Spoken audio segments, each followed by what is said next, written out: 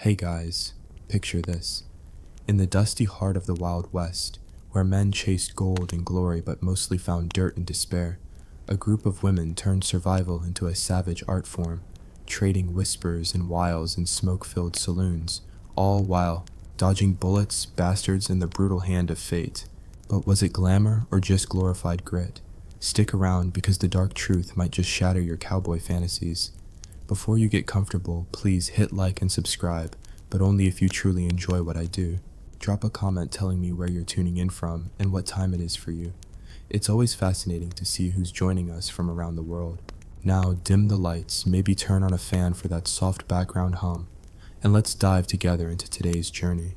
The Wild West, romanticized in every spaghetti western as a land of rugged heroes, showdowns at high noon, and saloons where whiskey flowed like regrets. But let's peel back that Hollywood varnish, shall we? Beneath the myth of the noble gunslinger lurks a nightmare of exploitation, where women, those unsung survivors, often paid the highest price. And no, I'm not talking about the prim pioneer wives churning butter in log cabins. I'm talking about the soiled doves, the painted ladies, the prostitutes who kept the frontier from imploding under its own testosterone-fueled chaos. These women weren't just footnotes in history. They were the glue holding together a society built on absurdity and agony. Picture it. Boom towns popping up overnight like desert mirages, packed with lonely miners, trigger-happy cowboys, and opportunistic outlaws, all far outnumbering the respectable women by ratios that would make a statistician blush, sometimes 20 to 1st. What do you do in a place like that? Well, if you're a man with a pickaxe and a pocket full of dreams, you dig for gold. If you're a woman with nothing but your wits and your body, you dig deeper into the pockets of those fools. Let's start at the beginning, because every nightmare has an origin story, and this one's laced with irony. The American frontier in the mid-19th centuries was sold as a paradise of opportunity, Manifest Destiny's golden ticket. Families trekked west in covered wagons, braving cholera, starvation, and Native American raids that the history books conveniently gloss over. But for many women, the dream soured faster than milk in the Mojave sun. Husbands died from snake bites, accidents, or just plain stupidity, leaving widows with no skills, no land, and no mercy from a society that viewed single women as burdens or temptations.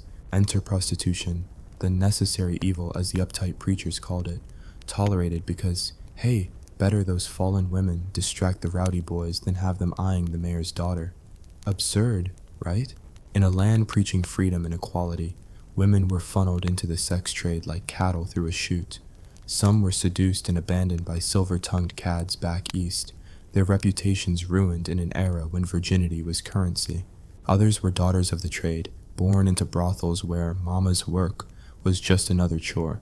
And then there were the immigrants, Chinese women tricked into indentured servitude, sold like livestock to satisfy the exotic cravings of white miners. Oh, the pain of it, arriving in a foreign land, only to be chained to a crib in San Francisco's Barbary Coast, where syphilis was as common as fog. But let's not sugarcoat this with pity alone. There's a sardonic twist. These women, in their desperation, became accidental entrepreneurs in a man's world. Take the parlor houses, those high-end havens of vice that masqueraded as elegant mansions, red lanterns glowing like devil's eyes, curtains drawn tight against prying moralists. Inside, lavish parlors with velvet sofas, crystal chandeliers, and pianos tinkling tunes to mask the moans upstairs. The madams, those queens of the absurd, ruled with iron fists and lace gloves.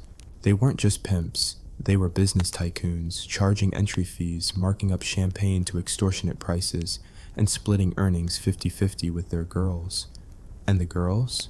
They paraded in gowns slit to the knee, sequins catching the gaslight, flirting with fate and fools alike. It was theater, darling, a performance where the audience paid premium for the illusion of intimacy. But behind the glamour, the grind. Clients ranged from drunken prospectors reeking of sweat and failure to outlaws like Butch Cassidy, who treated brothels like hideouts. Imagine servicing a man who might rob the bank tomorrow, or shoot you tonight in a jealous rage. Violence was the uninvited guest. Beatings, stabbings, even duels over affections, like the infamous nude duel between Madams Maddie Silks and Katie Fulton in Denver. Spoiler, No one was nude, and it was just a drunken brawl, but newspapers hyped it like a Shakespearean tragedy. Absurd, utterly, painful, bone deep. Speaking of Maddie Silks, let's zoom in on her story, because if the Wild West had a patron saint of sarcasm, it'd be her.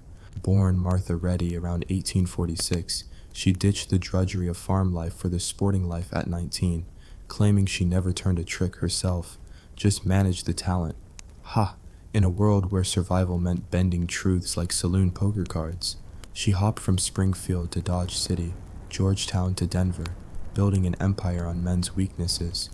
Her Market Street brothel was the toast of the town, with parades showcasing her girls like prized fillies. She made a fortune, $38,000 in 3 months in Dawson City, Alaska, equivalent to $1 million today. But the irony? She married a bigamous gambler, Court Thompson, who squandered her cash on races and booze. Maddie bailed him out, fought rivals with fists and firearms, even survived a gunshot wound in a lover's quarrel. "I went into the sporting life for business reasons," she'd say with a wry smile, "and for no other." Yet her life was a carousel of absurdity, hosting Wild Bunch outlaws one night, dodging reformist raids the next. And the pain? Watching girls succumb to opium, abortions gone wrong, or the slow rot of venereal disease. Syphilis, that frontier phantom, turned beauties into wrecks, brains melting like wax candles. No antibiotics back then, just mercury treatments that poisoned slower than the disease. Now picture a day in the life, or should I say night, of a typical soiled dove. Dawn breaks over a tent city in some godforsaken mining camp, say Virginia City, Nevada. You wake in a cramped crib, a shack barely bigger than a coffin, walls thin as promises. Rent's due to the madam, who's already counting last night's take. Breakfast, stale bread and coffee laced with whiskey to numb the ache between your legs. Then the parade, dolling up in corsets that crush ribs, rouge that hides bruises, perfumes masking the stench of unwashed bodies. By noon, the saloons buzz with miners fresh from the shafts, pockets heavy with dust, eyes hungry for more than lunch. You dance the can-can on splintered stages, skirts flying high to tease, all while dodging groping hands and spilled beer. A good day? You snag a high roller for a private session upstairs. $5 for basics, more for French lessons or whatever absurdity the client demands. But the risks? Pregnancy meant back alley abortions with coat hangers or toxic herbs, often fatal. Disease lurked in every embrace. One infected John, and you're done, blinded, mad, dead by 30. And violence? Constant. Jealous lovers, rival girls, madams who beat you for shortchanging. In Deadwood, South Dakota, during the 1876 gold rush, women like Calamity Jane rubbed shoulders with these doves, sometimes joining the fray. Jane herself, that tomboy legend, allegedly dabbled when booze money ran low. Absurd, isn't it? A woman who could outshoot Wild Bill Hickok, reduced to bartering her body for bullets. But let's inject some historical absurdity to keep you hooked, because if we don't laugh at the irony, we'll cry at the cruelty. Take the Traveler's Guide of Colorado from 1895, a 66-page directory listing brothels like Yelp reviews for Vice. Madame Leo's, elegant parlor house, fine wines, discreet service. As if choosing a bordello was like picking a restaurant. Towns profited handsomely. Licenses, fines, bribes keeping sheriffs fat and happy. In Wyoming, prostitutes inadvertently sparked women's suffrage in 1869. How? Lawmakers, needing votes to legalize brothels, dangled the ballot to respectable women as bait. Boom, first territory with female voting rights, all thanks to the painted ladies. Sarcastic gold, right?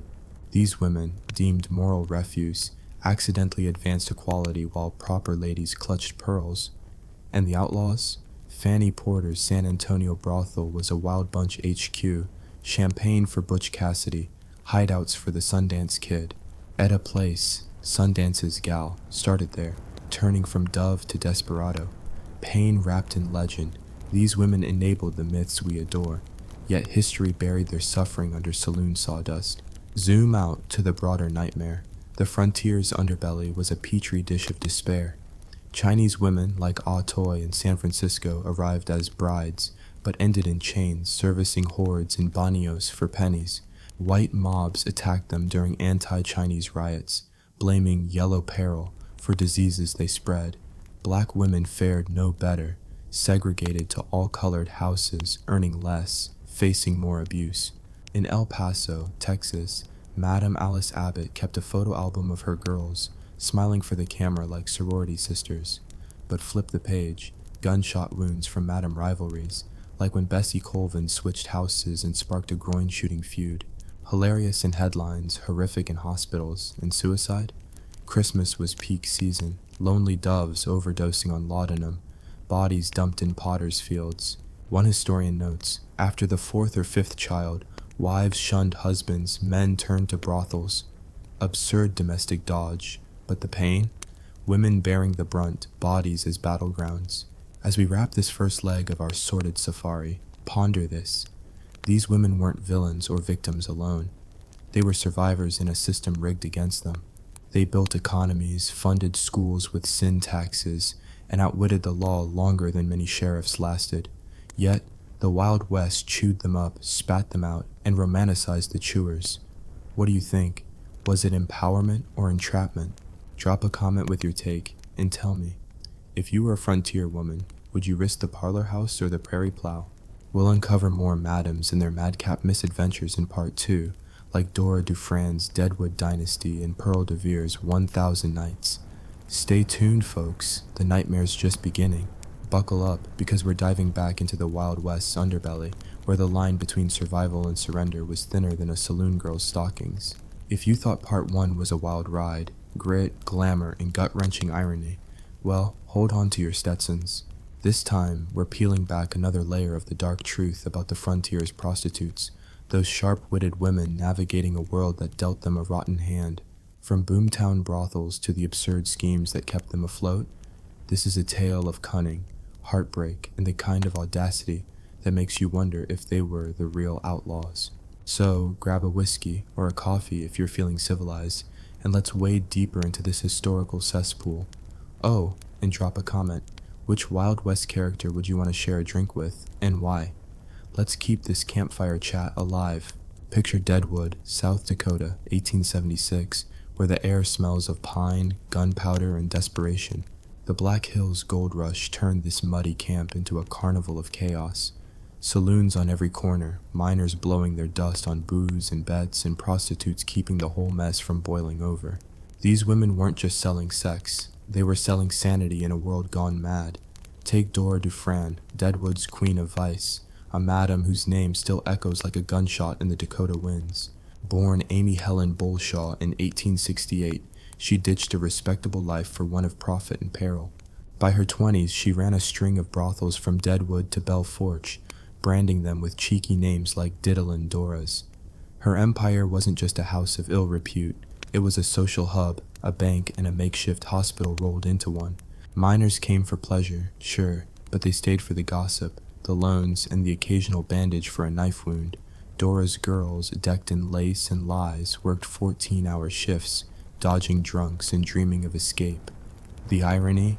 Dora herself was a paradox.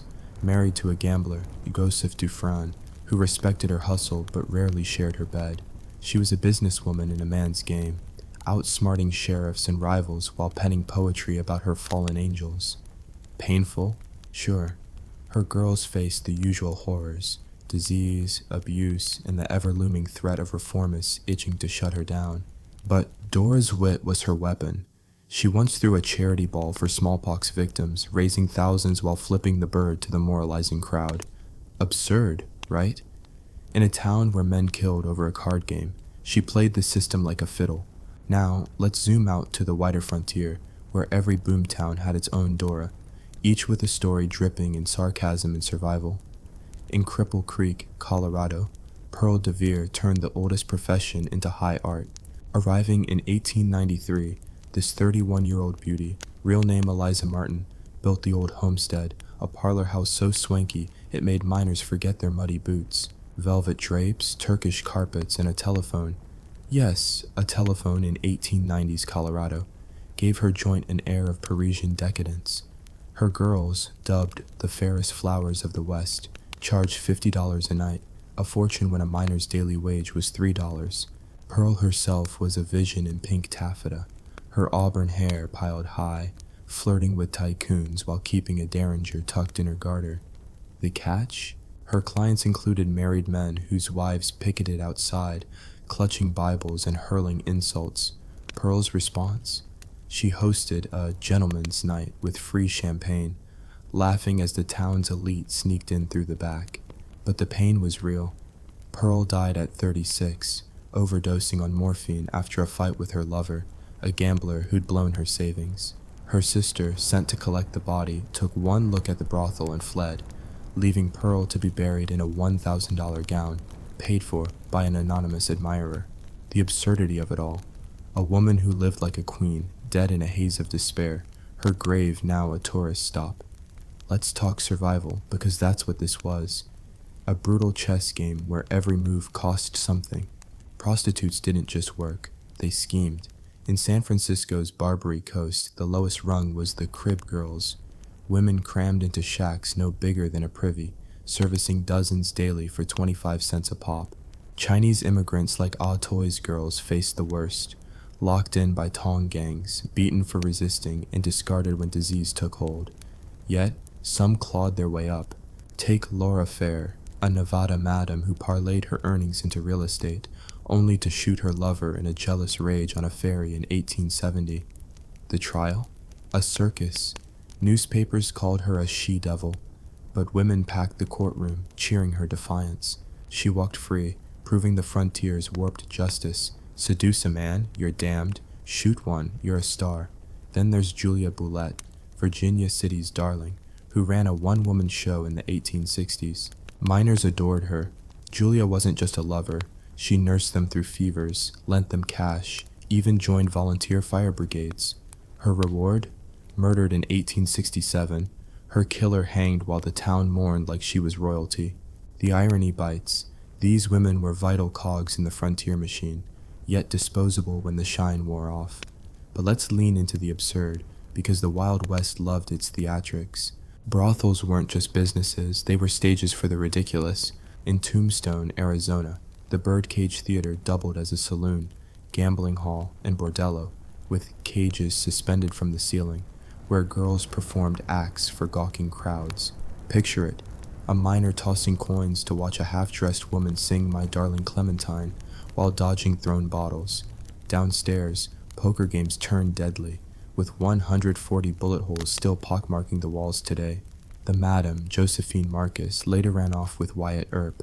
Yes, that Wyatt Earp, proving the line between prostitute and respectable was blurrier than a drunk's vision.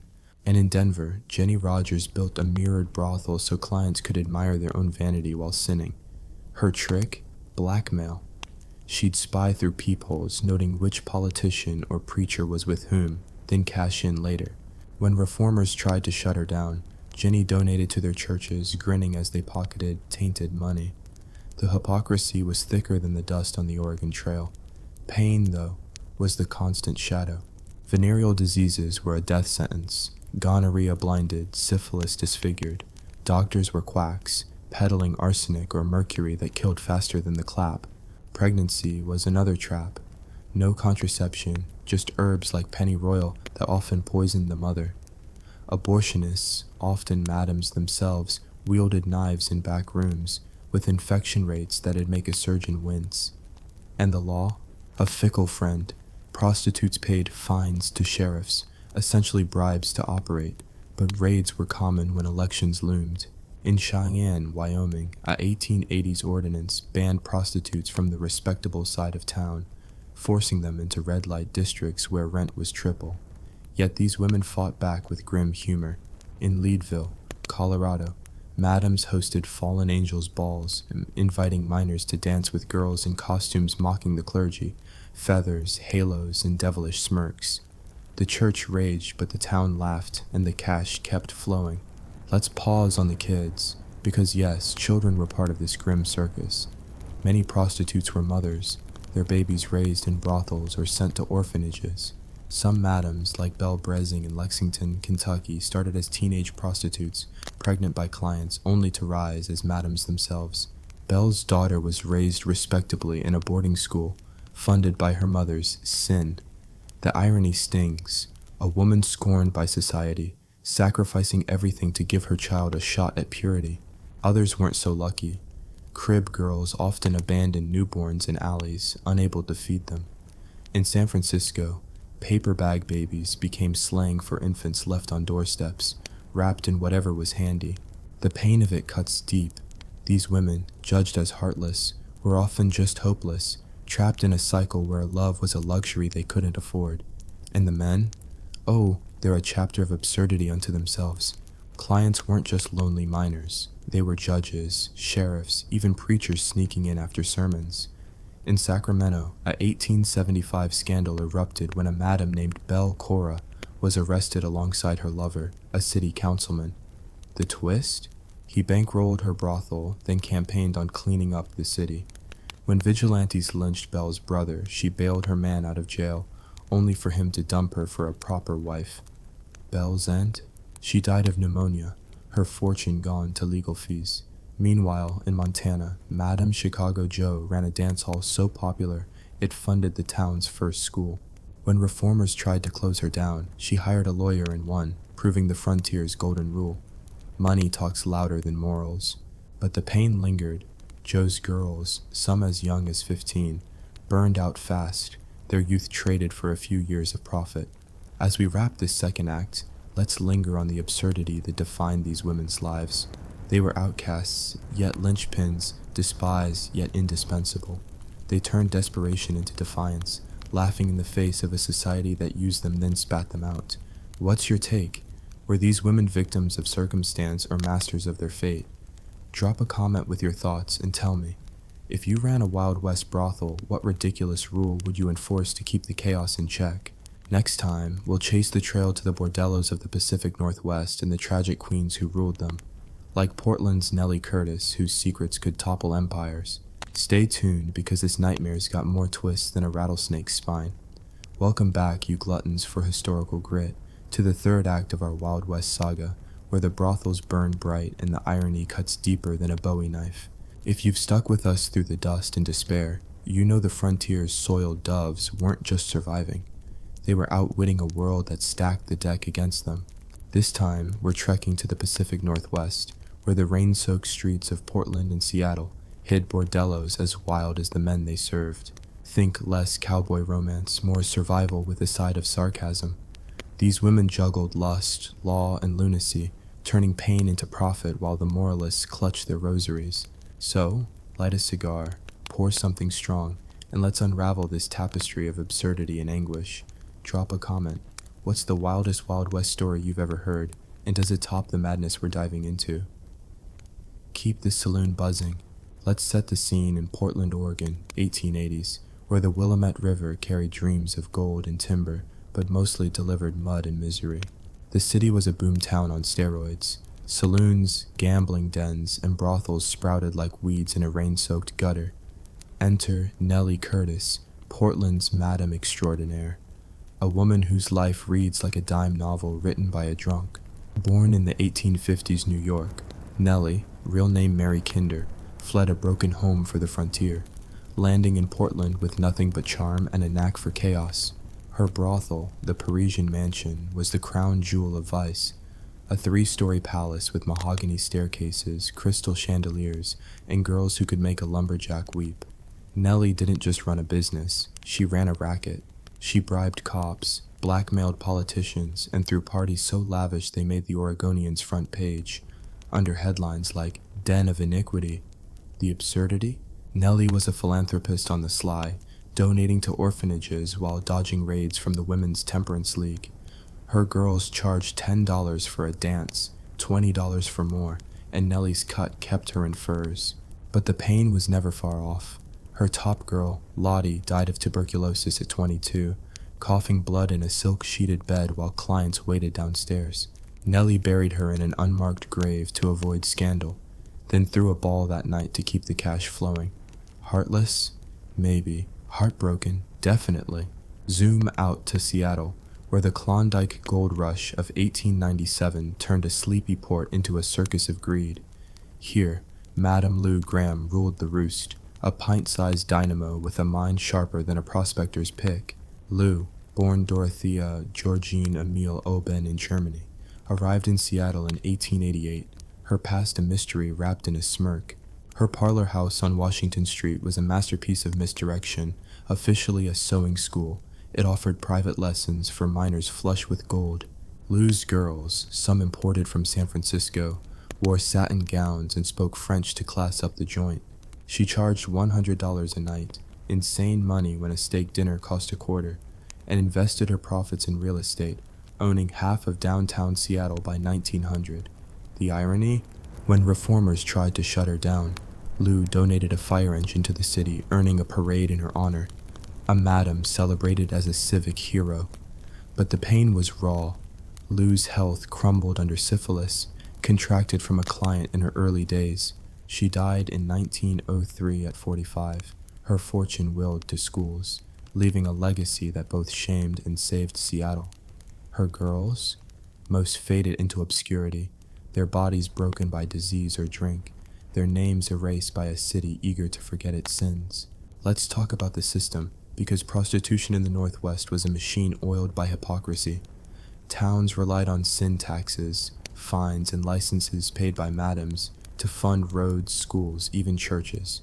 In Tacoma, Washington, the red light district, dubbed the Tenderloin, was a city within a city, with 50 brothels packed into 2 blocks. Madams like Kitty Leroy, a former dance hall girl turned boss, kept the peace better than any sheriff. Kitty, a Texas transplant, ran her house like a military camp. No drunks, no fighting, and a mandatory bath for clients. Radical for a time when hygiene was optional. Her girls adored her, but the grind was brutal. 12-hour shifts, 7 days a week, with a cutthroat madam's cut of 60%. Kitty herself was a walking contradiction, a crack shot who'd outdrawn a cowboy in a saloon brawl, yet she wept at her piano, playing hymns for her dead sister. Her end? Gunned down in 1888 by a jealous lover, her brothel looted before her body was cold. The absurdity hits hard. A woman who tamed the wildest men, felled by one she trusted. Her funeral drew thousands, miners and merchants alike, proving the frontier's twisted love for its outcasts. But let's lean into the ridiculous, because the Northwest had a flair for the theatrical. In Portland, madams hosted ladies' nights, where prostitutes dressed as society belles to mock the elite, waltzing with minors while pickpocketing their gold dust. The newspapers ate it up, printing scandalized editorials next to ads for the very brothels they condemned. In Seattle, the box houses took absurdity to new heights. Saloons with private booths where girls performed shows for tips, ranging from bawdy songs to, well, let's call it interpretive dance. One madam, Mother Damnable, earned her nickname by cursing out sailors in 6 languages, her brothel a fortress of vice guarded by a pet bear. Yes, a bear. Legend says she once sicked it on a tax collector who dared demand her fines. The man fled, the city laughed, and Mother Damnable's legend grew. But the pain? Her girls were often runaways, some as young as 14, sold by families or kidnapped by pimps. Many ended up in opium dens, their bodies hooked on the pipe to numb the trauma of servicing 20 men a night. The ethnic angle adds another layer of agony. Chinese women, like Seattle's Chin Ji Hee's brides, were trafficked from Canton, promised marriage but delivered to cribs. They faced racism on top of exploitation. White clients paid less for them, and anti-Chinese riots in the 1880s targeted their brothels, burning them out while police looked the other way. Black women, like Portland's Mary Fields, often worked in colored-only houses, their earnings half that of white girls. Mary, a former slave turned stagecoach driver, briefly ran a brothel before trading it for a cigar shop, proof that survival demanded reinvention. Native American women fared worst, often forced into the trade by starvation after their lands were stolen. In Alaska's Skagway, during the Klondike Rush, Native girls worked tent brothels, their lives worth less than the whiskey they poured. The irony? These women, from every corner of the globe, fueled the frontier's economy, yet were erased from its history, their graves unmarked, their stories buried under moralizing sermons. And the clients? A rogue's gallery of absurdity. In Portland, a judge named Erasmus Shattuck moonlighted as a brothel regular, his rulings suspiciously lenient on madams who entertained him. When exposed, he claimed he was researching vice for reform. Sure, Erasmus, and I'm Calamity Jane's tailor. In Seattle, miners fresh from the Yukon spent $1,000 in a single night, only to wake up penniless, their gold dust swapped for fool's gold by cunning girls. One brothel, the LaSalle, offered fantasy packages, cowboy outfits, fake gunfights, even a bandit's hideout room for roleplay. The men lapped it up, paying triple for the privilege of living their dime novel dreams. But the pain for the women was relentless. Broken bones from rough clients, laudanum overdoses to dull the shame, and the constant threat of raids. In 1890, Portland's mayor ordered a crackdown, only to be caught exiting Nellie Curtis's back door, his pants barely buttoned. The scandal made him a hero to the saloon crowd, while Nellie paid a $500 fine, business as usual. Let's talk death, because the frontier was a graveyard for dreams. Suicide was rampant. Laudanum and morphine were as common as whiskey in a dove's kit. In Spokane, a 1889 fire razed the red light district, killing dozens of girls trapped in locked cribs. The papers barely mentioned them, focusing instead on the tragic loss of saloon pianos. Disease was the silent killer. Syphilis turned vibrant women into ghosts, their faces pocked, their minds unraveling. Doctors offered cures like silver nitrate injections, which burned more than they healed. And pregnancy? A roll of the dice.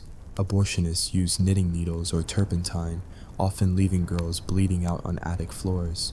Yet, some women defied the odds. In Boise, Idaho, Madame Maggie Wood reinvented herself as a hotelier, her brothel profits funding a respectable inn. When asked about her past, she'd wink and say, "I catered to travelers' needs." The sarcasm drips, a woman who outlived her enemies, laughing at a world that tried to break her. As we close this third chapter, reflect on the paradox. These women were the backbone of the frontier, yet its scapegoats. They built empires in the shadows, only to be vilified by the light of day. What's your take? Were they rebels or prisoners of their time? Drop a comment with your thoughts and tell me, if you were a Wild West madam, what outrageous gimmick would you use to outshine the competition? Next time, we'll wrap this saga with the final act, tales of redemption, ruin, and the fading of the frontier's red lights. Stay tuned, because this nightmare's got one last twist. Here we are, folks, at the final curtain of our Wild West saga, where the red lights of the frontier's brothels flicker and fade, leaving behind a trail of grit, guts, and grim irony. We've waded through the mud of Deadwood, danced in Portland's Parisian mansion, and dodged bullets in Seattle's Tenderloin. Now, as the 19th century stumbles toward the 20th, we'll watch these soiled doves face their final act. Some clawing their way to redemption, others crumbling under the weight of a world that used them up. This is no Hollywood ending, it's a cocktail of absurdity, survival, and sorrow, served with a smirk. So settle in, maybe light a candle for the fallen, and let's close this chapter of history's darkest hustle. Drop a comment. If you lived in the Wild West, would you dare walk the line of vice or play it safe? And what's been your favorite twisted tale from this series? Let's keep the saloon doors swinging. Picture the turn of the century, the 1890s bleeding into the 1900s, as the Wild West starts to tame itself, or at least pretends to. Railroads replace stagecoaches, electric lights outshine kerosene lamps, and reformers, armed with Bibles and ballots, smell blood. The frontier's lawless edge is dulling, but the brothels? They're still burning bright, though the cracks are showing. Let's start in Denver, Colorado, where Madame Jenny Rogers, our old friend from Part 2, is riding high but feeling the heat. Her mirrored brothel on Market Street, with its peepholes and blackmail schemes, is a gold mine. $20,000 a year in today's money, enough to buy half the city. Jenny's a master of the absurd. She once hosted a charity auction, where minors bid on dances with her girls, only to donate the proceeds to a church that denounced her. The hypocrisy? Delicious. But the pain creeps in like damp rot. Jenny's health is failing. Syphilis, the silent stalker, gnaws at her bones. Her girls, too, are fraying. One, Ella Wellington, jumps from a window after a client's beating, surviving only to be carted to an asylum. Jenny buries the scandal with a fat bribe to the sheriff, but the writing's on the wall. By 1909, she's dead, her empire sold off, her name scrubbed from respectable history. The irony stings. A woman who bankrolled Denver's growth, erased by the city she built. Now, let's swing to San Francisco, where the Barbary Coast is still a cesspool of vice, but the tide's turning. The 1906 earthquake leveled much of the city, including its infamous cribs, where Chinese girls like Ah Toy's successors toiled for pennies. Reconstruction brought reform, and madams like Tessie Wall seized the moment. Tessie, a larger-than-life blonde with a laugh like a foghorn, ran a parlor house on O'Farrell Street, catering to politicians and tycoons. Her gimmick? Theme nights. Think Gold Rush Gala with girls dressed as nuggets, or pirate's plunder with eye patches and fake swords. Absurd, yes, but it packed the house. Tessie's wit was her shield. When reformers raided, she'd greet them in a nun's habit, offering tea while her girls hid in secret rooms. She even ran for mayor in 1912, campaigning on clean fun and nearly winning on charm alone. But the pain? Brutal. Tessie's lover, a gambler named Frank Daru, bled her dry, and her girls faced the usual horrors: opium addiction, botched abortions, and the slow death of venereal disease. Tessie died in 1932, bankrupt but defiant, her obituary calling her San Francisco's last madam. The city mourned, but only after it had milked her dry. Let's talk redemption, because some doves did escape the cage, though the cost was steep. In Butte, Montana, Madam Mary Gleam turned her brothel profits into a real estate empire, owning 40 buildings by 1900. Known as Montana's Terror, she was a 300-pound force of nature, once flattening a rival madam in a fistfight over a client. Her secret? She ran guns for Irish rebels, using her brothel as a front. Absurd? You bet. Imagine a madam smuggling rifles under petticoats.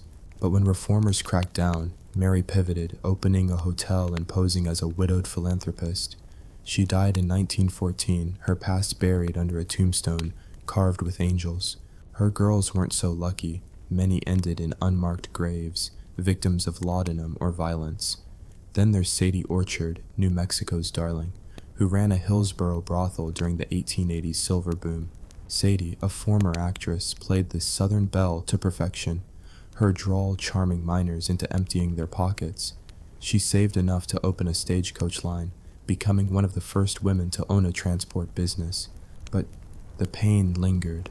Her son, born to a client, was raised in secret, and Sadie's health crumbled under tuberculosis. She died in 1923, her obituary praising her charitable heart while ignoring her scarlet past. The irony? These women reinvented themselves, but only by outrunning their shadows. The decline of the red light districts was a slow bleed. By the 1910s, the progressive era brought a moral crusade that hit like a sledgehammer. Women's suffrage, won partly thanks to prostitutes' influence in Wyoming, turned on them. Newly empowered, respectable women demanded clean cities, and brothels were low-hanging fruit. In Denver, a 1913 ordinance banned prostitution outright, driving madams underground. In Seattle, Lou Graham's successors faced raids, their parlors replaced by department stores. San Francisco's Barbary Coast was padlocked after a 1917 vice sting, with girls arrested en masse, some as young as 16. The absurdity? The same men who funded these crackdowns, politicians, bankers, were often clients, sneaking in before signing the laws. And the military got involved. During World War I, the government shut down red light districts near army bases, claiming they endangered soldiers. Never mind that venereal disease was already rampant. Blame the doves, not the Johns. By 1920, Prohibition dried up saloons, and with them, the brothels that thrived in their shadows. The Wild West's wildest industry was on its knees. But let's savor the absurd one last time, because even in decline, these women went out swinging. In Cheyenne, Wyoming, Madam Nettie Wheeler ran a boarding house that fooled no one, hosting secret poker games for outlaws like Tom Horn. When raided in 1915, she hid her girls in a coal cellar, serving cops tea spiked with whiskey. They left, tipsy and empty-handed. In Alaska's Fairbanks, during the fading Klondike rush, Madam Klondike Kate Rockwell turned her brothel into a vaudeville act, performing can-can dances at 50 to cheering minors. She later toured the U.S., billing herself as the Queen of the Yukon, her past polished into a stage legend. The pain, though? Kate died in 1957, penniless, her glory days a distant memory. And in Tombstone, Arizona, the Birdcage Theater, that bullet-riddled bordello, became a museum by 1930, its cages preserved as relics of a naughty past. Tourists gawked, oblivious to the blood and tears soaked into the floorboards. The ethnic stories, as always, cut deepest. Chinese women, once trafficked to cribs, faced deportation under the 1910 Mann Act, which criminalized white slavery but ignored their plight. Many were shipped back to China only to face worse fates. Black women like Denver's Clara Brown, a former slave turned laundress, sometimes worked as silent partners in brothels, laundering money or clothes to survive. Clara's kindness was legendary. She funded churches and schools, but her brothel ties were whispered, never written. Native American women, pushed to the margins, vanished entirely from records, their tent brothels burned or abandoned. The irony is cruel. These women, essential to the frontier's pulse, were erased as it civilized itself, their contributions buried under a veneer of progress. Death, as ever, was the great equalizer. Suicide rates spiked as brothels closed. Girls with no skills, no savings, and no hope turned to morphine or revolvers.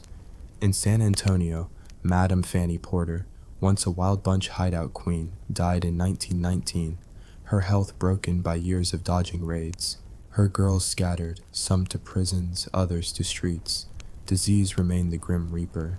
Syphilis, untreatable until penicillin in the 1940s, claimed countless lives.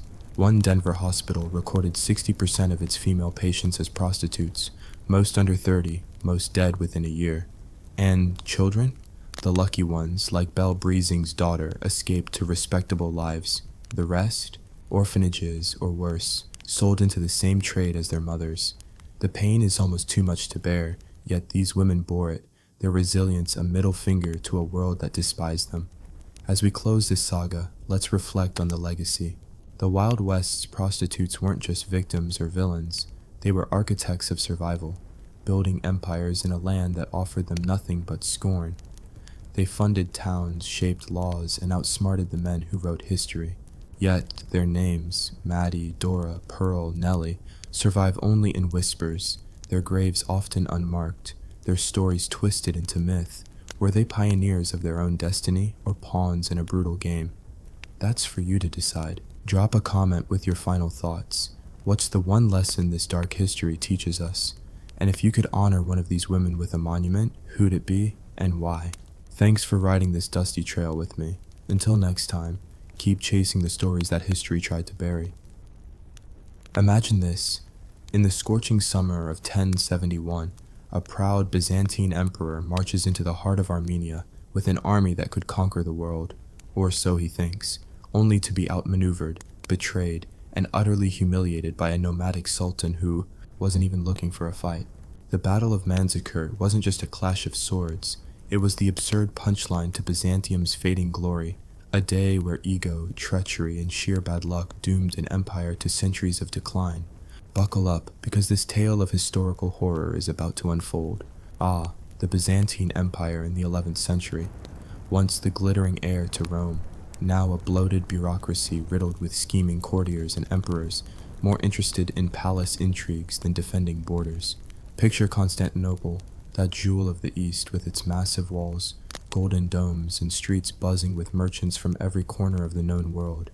But beneath the opulence, rot. Pure, festering rot. Emperors like Constantine IX Monomachos had spent decades frittering away the military might built by their predecessors. In a move that screams historical absurdity, Constantine disbanded the Iberian army around 1053, a whopping 50,000-strong frontier force, because why not save a few coins on taxes? As if the Seljuk Turks, those horse-riding nomads sweeping out of Central Asia like a dust storm, wouldn't notice the gaping holes in the defenses. Historians like Michael Attaliates and Kekaumenos later shook their heads in disbelief, chronicling how this penny-pinching led straight to disaster. The pain of it, families on the eastern borders, simple farmers and herders, suddenly exposed to raids that left villages smoldering, women widowed and children orphaned. Survival meant constant vigilance, hiding in caves or fleeing with whatever you could carry, all because some silk-robed fool in the capital decided soldiers were too expensive. Enter Romanos IV Diogenes, our tragic hero, or should I say anti-hero. Ascending the throne in 1068 after marrying the widow of the previous emperor, Romanos was no pampered palace rat. He was a battle-hardened general from Cappadocia, with a chip on his shoulder the size of the Hagia Sophia. He saw the empire crumbling, Normans nibbling at Italy, Pechenegs harassing the Balkans, and those pesky Seljuks gobbling up Armenia like it was free baklava. Romanos dreamed big. He'd reform the army, reclaim lost lands, and make Byzantium great again. But oh, the irony. His own court hated him. The Ducas family, relatives of his predecessor, viewed him as an upstart interloper. They whispered in corners, plotting his downfall while he drilled troops and raised taxes to fund his campaigns. The human cost? Peasants squeezed dry, their meager harvest taxed to oblivion, forcing many into banditry or worse just to feed their families. Romanos' early expeditions showed promise. In 1068, he repelled a Seljuk raid near Sebastea, capturing booty and prisoners. But victories were fleeting. Defeats, like the loss at Hierapolis, stung deeper, with soldiers dying in ambushes, their bodies left to rot under the Anatolian sun.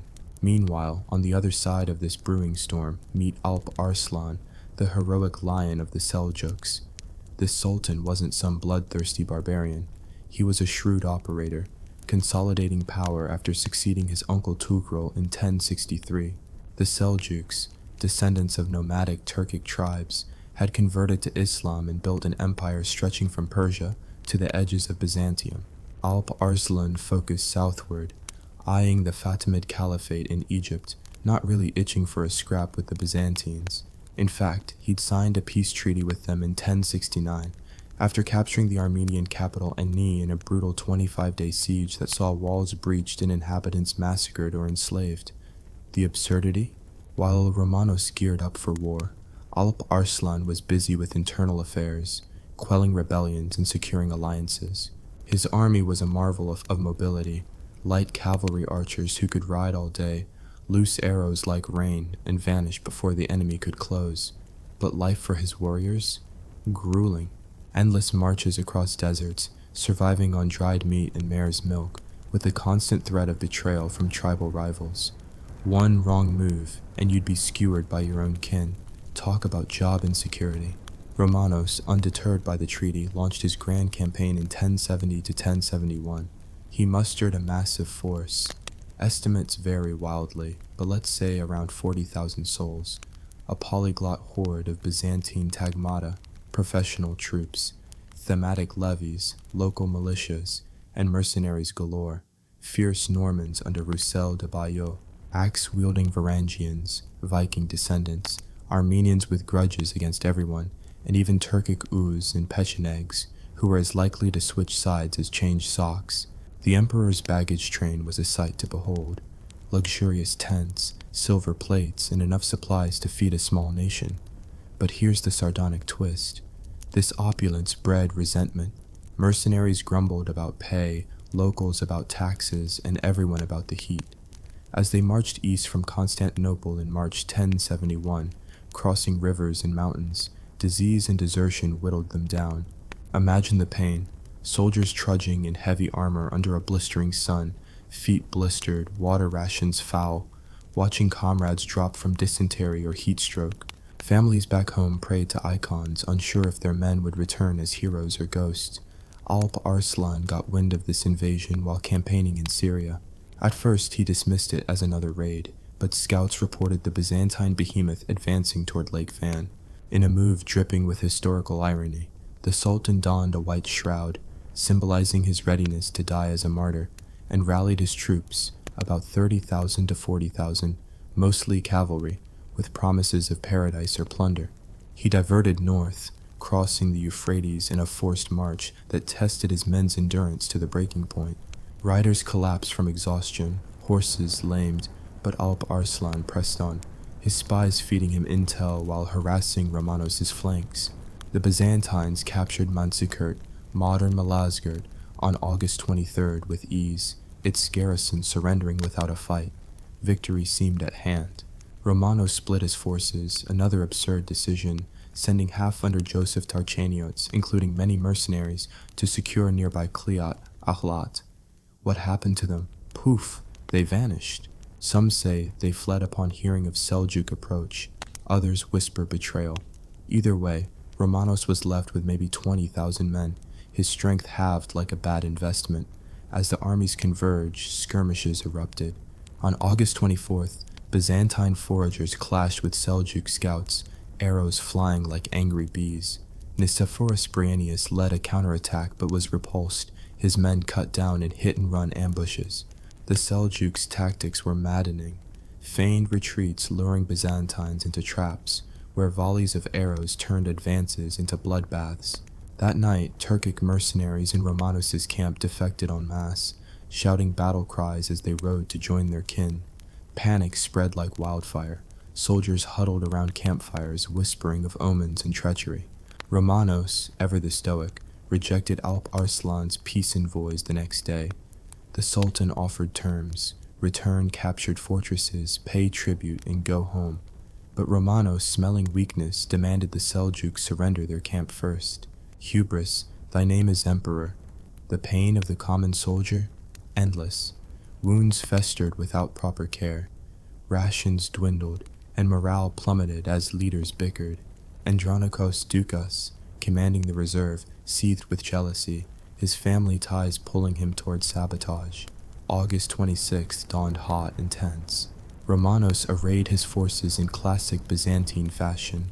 Infantry center under himself, left wing under Bryennius, right under Theodore Alyates, reserves with Andronikos. No scouts ahead, another blunder, as they marched toward the Seljuk positions.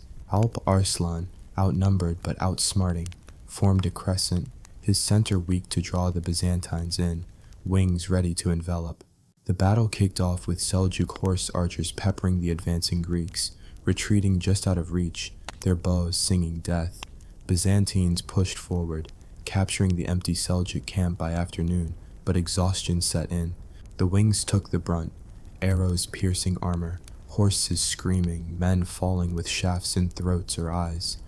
Romanos ordered a withdrawal at dusk, but chaos ensued. The right wing misheard the trumpet as advance clashing with the center, and then the betrayal. Andronikos spread rumors the emperor was dead, marching his reserves back to camp, abandoning the field. The Seljuks pounced, their cavalry swirling like a tornado, cutting down fleeing Byzantines in droves.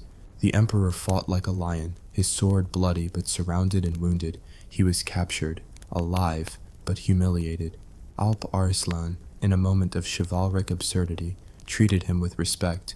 "What would you do if I were your prisoner?" Romanos replied, "Kill you or parade you." The Sultan laughed. "My punishment is far more terrible. I shall let you go." They signed a treaty, ransom, tribute, marriage alliance. But back home? Civil war. The Doukas clan deposed Romanos, blinded him in a gruesome ritual. Hot irons to the eyes, his screams echoing through the palace. He died in agony, maggots feasting on his wounds, a broken man begging for water. The irony bites, a reformer destroyed by his own people, opening Anatolia to Turkish settlement. The aftermath? Catastrophic. Byzantium lost its eastern buffer, themes collapsed and Turkic nomads flooded in, turning fertile lands into pastures. Peasants fled or converted, cities like Antioch fell. The empire, once master of the Mediterranean, begged for Western aid, leading to the Crusades, another can of worms. The pain of survival, refugees trudging to Constantinople, starving, diseased, their homes ashes. Absurd? Utterly. The battle wasn't even Alp Arslan's main goal. He died a year later, stabbed by a prisoner. Manzikert wasn't just a defeat. It was history's cruel joke on an empire too arrogant to see the end coming. What do you think? Could Romanos have won if not for betrayal? Drop a comment with your take and tell me. If you were a Byzantine soldier that day, would you fight or flee? We'll unpack more treachery and turmoil in part 2. Stay tuned, the nightmare deepens.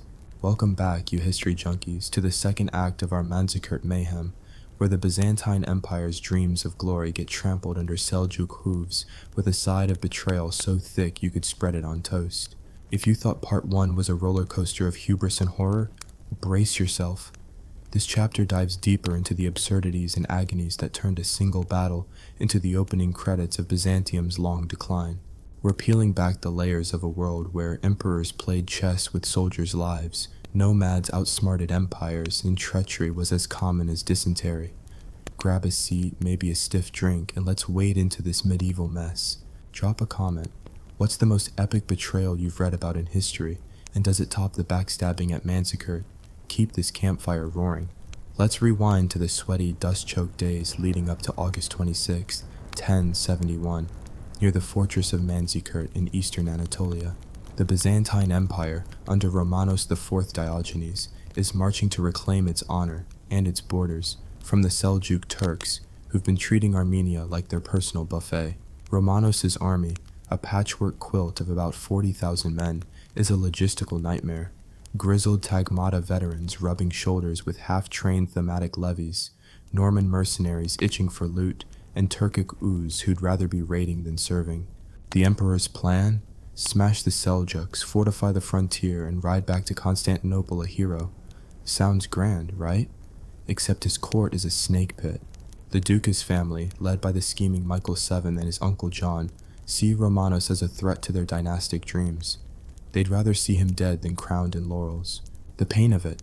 Soldiers, already exhausted from months of marching, sense the tension. They're eating moldy bread, drinking water that tastes like despair, and watching their comrades drop from heatstroke or ambushes. One chronicler, Selos, later wrote of soldiers weeping for their lost homes as they trudged through the Armenian highlands, knowing they might never see their families again. On the Seljuk side, Alp Arslan, the heroic lion, is less a lion and more a fox, cunning, patient, and perfectly happy to avoid a full-on brawl. He's in Syria, dreaming of Fatimid conquests, when scouts report Romanos' lumbering army. Alp Arslan's force, maybe 30,000 strong, is leaner, meaner, and built for speed. Horse archers who can shoot backwards while galloping, tribal warriors loyal to gold or glory, and a baggage train light enough to move at a moment's notice. But don't romanticize it. Life for these nomads was brutal. Days in the saddle left men with sores that never healed. Nights were spent in freezing tents, gnawing on dried mutton. Defeat meant death or slavery, and loyalty was fragile. Tribal chiefs could switch sides faster than you can say Sultan. Alp Arslan's genius? He kept this motley crew together with charisma and fear, promising them Allah's favor or Byzantine treasure. The irony? He didn't even want this fight. He'd offered peace, but Romanos, drunk on visions of triumph, spat in his face. Classic imperial arrogance, setting the stage for a cosmic faceplant. The road to Manzikert was paved with blunders. Romanos' march from Constantinople, starting in spring 1071, was a masterclass in overconfidence. His army dragged a supply train fit for a coronation. Silk tents, gold-plated goblets, even portable baths. But the terrain? Unforgiving. The Armenian highlands were a maze of rocky hills and narrow passes, perfect for ambushes. Seljuk scouts, moving like ghosts, picked off stragglers, stealing horses and morale. By the time Romanos reached Manzikert, his men were ragged, their numbers down to maybe 30,000 from desertions and disease. The emperor's first mistake was splitting his forces. He sent half under Joseph Tarkaniotes to seize Kliat, a nearby fortress. What happened? Nobody knows for sure. Tarkaniotes and his 20,000 men, mostly mercenaries, disappeared into the dust. Some say they fled at the sight of Seljuk banners. Others whisper they were bribed or betrayed by Andronikos Dukas, Romanos' rival in the rear guard. The pain hits hard. Imagine being a foot soldier, watching half your army vanish, leaving you to face an enemy that strikes and fades like smoke. Skirmishes began days before the main battle, each one a jab to Byzantine morale. On August 24th, Seljuk horse archers swarmed Romanos' foragers, their arrows finding gaps in armor, turning scavenging missions into massacres. Nicephorus Bryennius, commanding the left wing, led a counterattack but got bogged down in a hit-and-run nightmare. Seljuk tactics were infuriatingly effective. They'd charge, loose a volley, then retreat, luring Byzantines into traps where more arrows rained down. One Byzantine soldier, quoted by Italiates, described the ordeal. "We chased shadows only to find death." By nightfall, the camp was a mess. Wounded men groaning, officers arguing, and Turkic mercenaries defecting under cover of darkness. Their war, cries echoing as they joined Alp Arslan. The emperor held a war council where tempers flared. Andronikos Doukas, sulking in the reserves, urged retreat, but Romanos, his pride stung, refused. The absurdity? He still thought he could win, even as his army unraveled like a cheap tunic. August 25th brought a last chance for peace. Alp Arslan, ever the pragmatist, sent envoys with terms: give back captured forts, pay a fat tribute, and go home. Romanos, surrounded by flatterers whispering of victory, rejected the offer, demanding the Seljuks surrender their camp instead. The audacity. Alp Arslan, reportedly amused, prepared for war, donning his martyr's shroud and rallying his men with promises of paradise. His strategy was simple but devastating. Use the terrain, stretch the Byzantines thin, and let their own chaos do the rest. The Byzantines, meanwhile, were a house divided. Andronikos Doukas, commanding the crucial reserve, was already plotting. His loyalty was to his family, not the emperor. The rank and file felt it. Soldiers whispered of omens like a comet seen weeks earlier, or ravens circling the camp. Superstition gnawed at them, as did hunger and fear. The pain of survival was relentless. Men bound their wounds with rags, drank from polluted streams, and prayed to saints who seemed to have clocked out.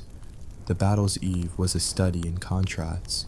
Romanos, in his gilded tent, pored over maps, convincing himself he could outmaneuver a nomadic army that thrived on improvisation. His men, however, were breaking. Desertion spiked. Armenian troops, resentful of Byzantine taxes, slipped away.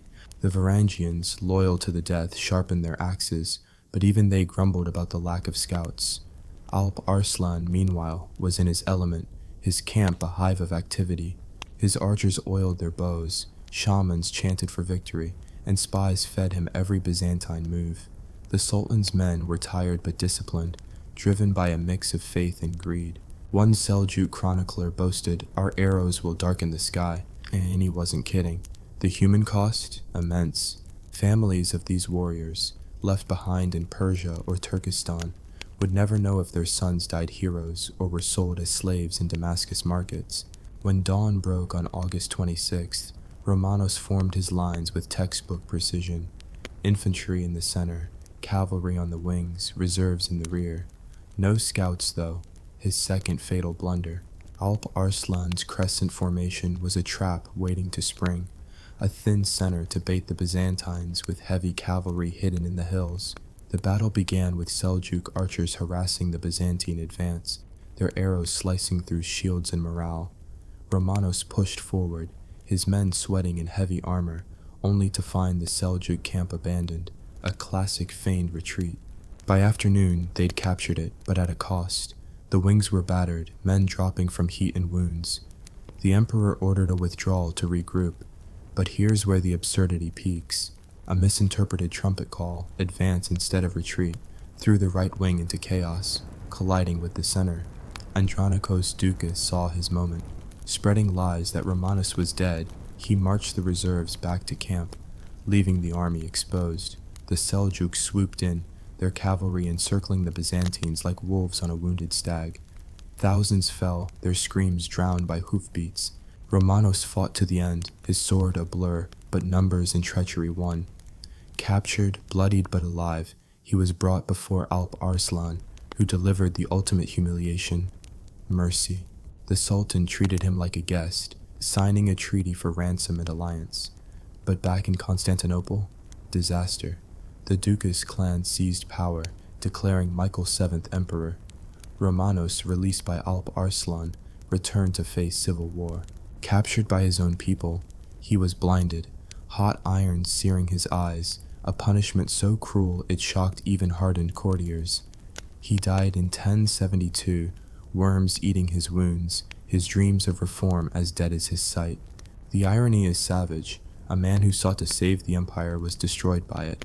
his defeat at Manzikert opening Anatolia to Turkish conquest. The fallout was immediate.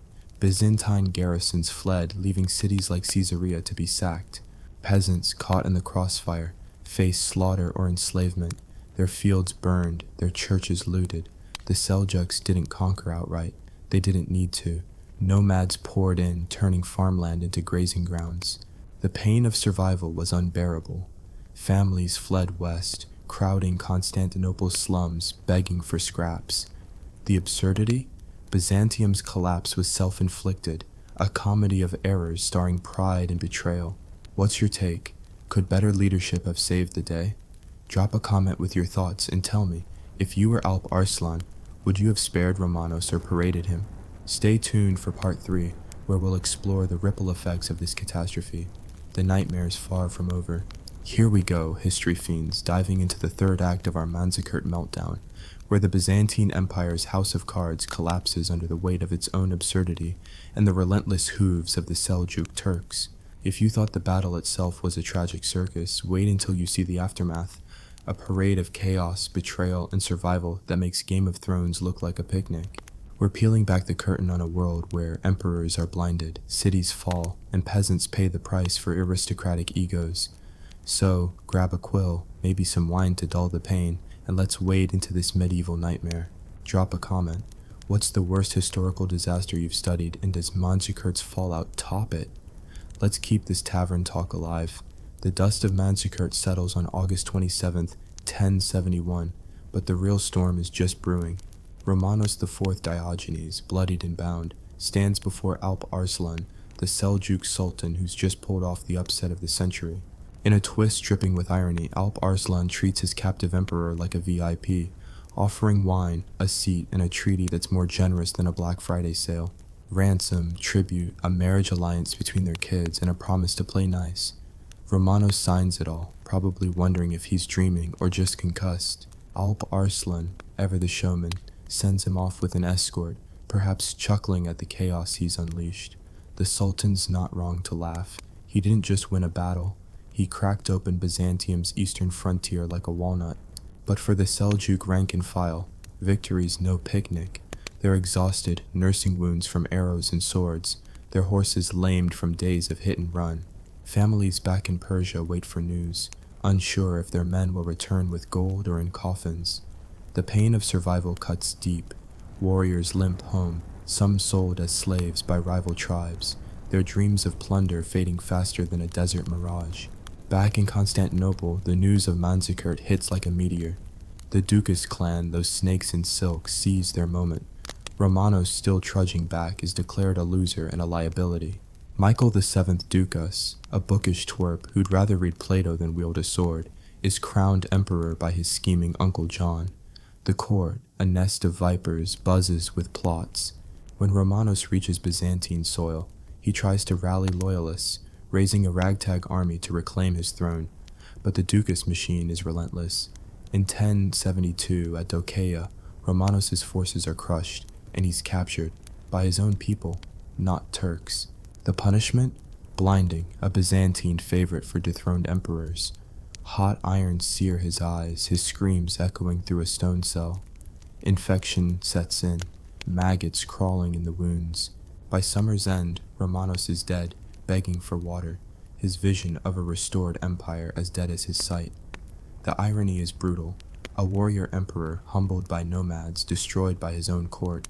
His family, including his wife Eudokia, is exiled or imprisoned, their wealth snatched by the Dukas vultures. The human cost? Soldiers who fought for Romanos are executed or scattered, their widows and orphans left to beg in Constantinople's streets. Anatolia, the empire's heartland, becomes a free-for-all. The Seljuks don't march in as conquerors. Alp Arslan's too busy eyeing Syria, but they don't need to. Turkic nomads, smelling opportunity, flood the region like locusts. Cities like Caesarea and Iconium fall to raids, their walls breached, markets looted, churches turned to stables. Peasants, the backbone of Byzantium's economy, face a grim choice: flee, convert, or die. Thousands trudge west, their belongings slung over shoulders, children clinging to skirts only to find Constantinople's gates choked with refugees. The pain is visceral. families sleep in alleys, eating scraps while plague and starvation stalk them. One chronicler, Untitled, describes mothers weeping over dead babes, men broken by loss of all they owned. The absurdity? The empire's own policies set the stage. Decades of taxing peasants to death, neglecting frontier defenses, and hiring mercenaries who'd bolt at the first sign of trouble. Manzikert wasn't the cause. It was the climax of a self-inflicted tragedy. The military collapses like a house of cards. The thematic system, local militias tied to land grants, crumbles as landowners flee or pledge allegiance to Turkish warlords to save their skins. The Tagmata, Byzantium's elite troops, are decimated, with survivors scattered or captured. Mercenaries, like the Normans under Roussel de Bayeau, go rogue, carving out fiefdoms in Anatolia. Roussel even declares himself independent in 1073, setting up a mini-kingdom until betrayed by his own men. Poetic justice for a turncoat. The empire's eastern defenses, once a network of fortresses, are abandoned or overrun. Places like Melitene and Sebastia become Turkish strongholds, their Christian populations enslaved or converted. The pain of survival is relentless. Armenian villagers, caught between sides, face massacres or forced marches to slave markets in Baghdad. Women and children, sold for a handful of dinars, disappear into harems or labor camps. The irony? Byzantium's propaganda still calls it the God-protected empire, while its people pray for miracles that never come. Politically, Constantinople spirals into chaos. Michael VII, dubbed Pr0stitutes, minus a quarter, for debasing the currency, is a puppet of his advisors. His reign is a masterclass in incompetence. Taxes soar to fund a shrinking army. Inflation guts the economy, and riots erupt in the capital. In 1074, a rebellion led by Nicephorus Bryennius, one of Manzikert's surviving generals, nearly topples the throne, only to be crushed by another general, Alexios Komnenos, who will later play a starring role. The Dukas clan's grip weakens, and by 1078, Michael is ousted by Nicephorus III Battaniates, an old soldier who promises stability but delivers more of the same. The absurdity peaks when Michael, now a monk, writes poetry about his noble suffering. Noble? Tell that to the thousands starving because of his family's power grab. The court's endless scheming drains resources, leaving the empire vulnerable to every opportunist from Normans to Pechenegs. The Seljuks, meanwhile, aren't exactly sipping chai and celebrating. Alp Arslan, the architect of Manzikert, meets a grim end in 1072, stabbed by a prisoner during a campaign in Transoxiana. His death sparks succession squabbles, with his son Malek Shah Mulim taking the reins but facing rebellions from uncles and cousins. The Seljuk Empire, sprawling and fractious, struggles to govern its new Anatolian territories.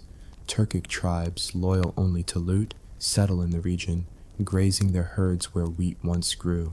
The economic toll is staggering. Anatolia's farmland, once Byzantium's breadbasket, turns to pasture, disrupting trade routes to Constantinople. The pain hits the common folk hardest. Nomads and locals clash over grazing rights, villages burn, and famine creeps in. Yet, the Seljuks' loose grip allows Byzantine renegades to carve out pockets of resistance, sowing seeds for future wars. The irony? Alp Arslan's victory was less about conquest and more about opening a Pandora's box of chaos neither side could control. The ripple effect spread far. The loss of Anatolia cuts Byzantium's tax base and manpower, forcing reliance on Western mercenaries. Enter the Normans and Franks, who will soon demand payment in land or blood. By 1081, Alexios I Komnenos seizes the throne, a young general who will spend decades trying to glue the empire back together. His solution? Begging the West for help, which births the First Crusade in 1095, a whole new circus of fanaticism and betrayal. The Crusades, meant to reclaim Jerusalem, end up weakening Byzantium further, as Western knights treat Constantinople like a pit stop and Anatolia like a buffet.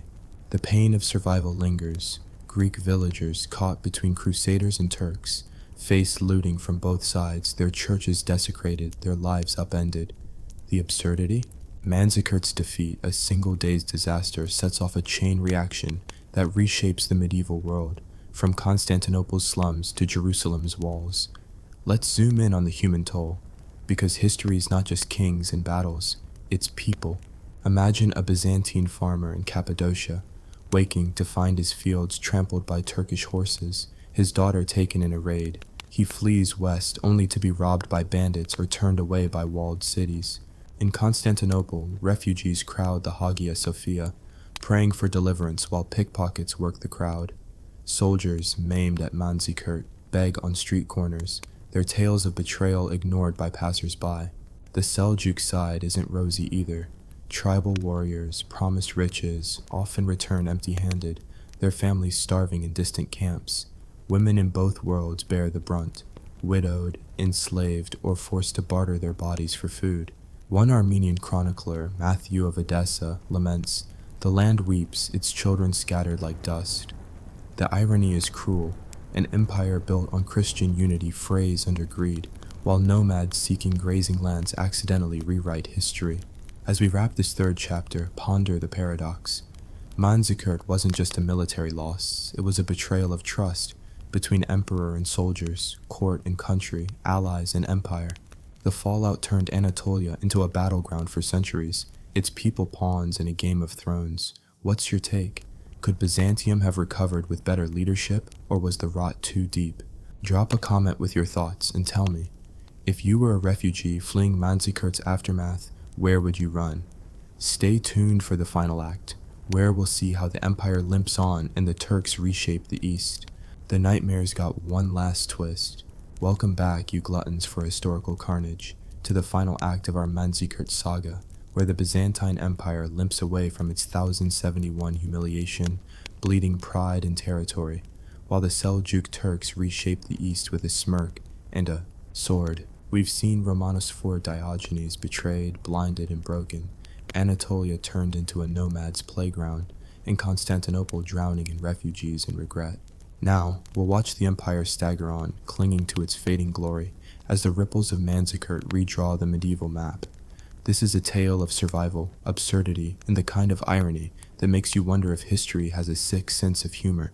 So, light a torch, pour something strong, and let's close this chapter of medieval misery.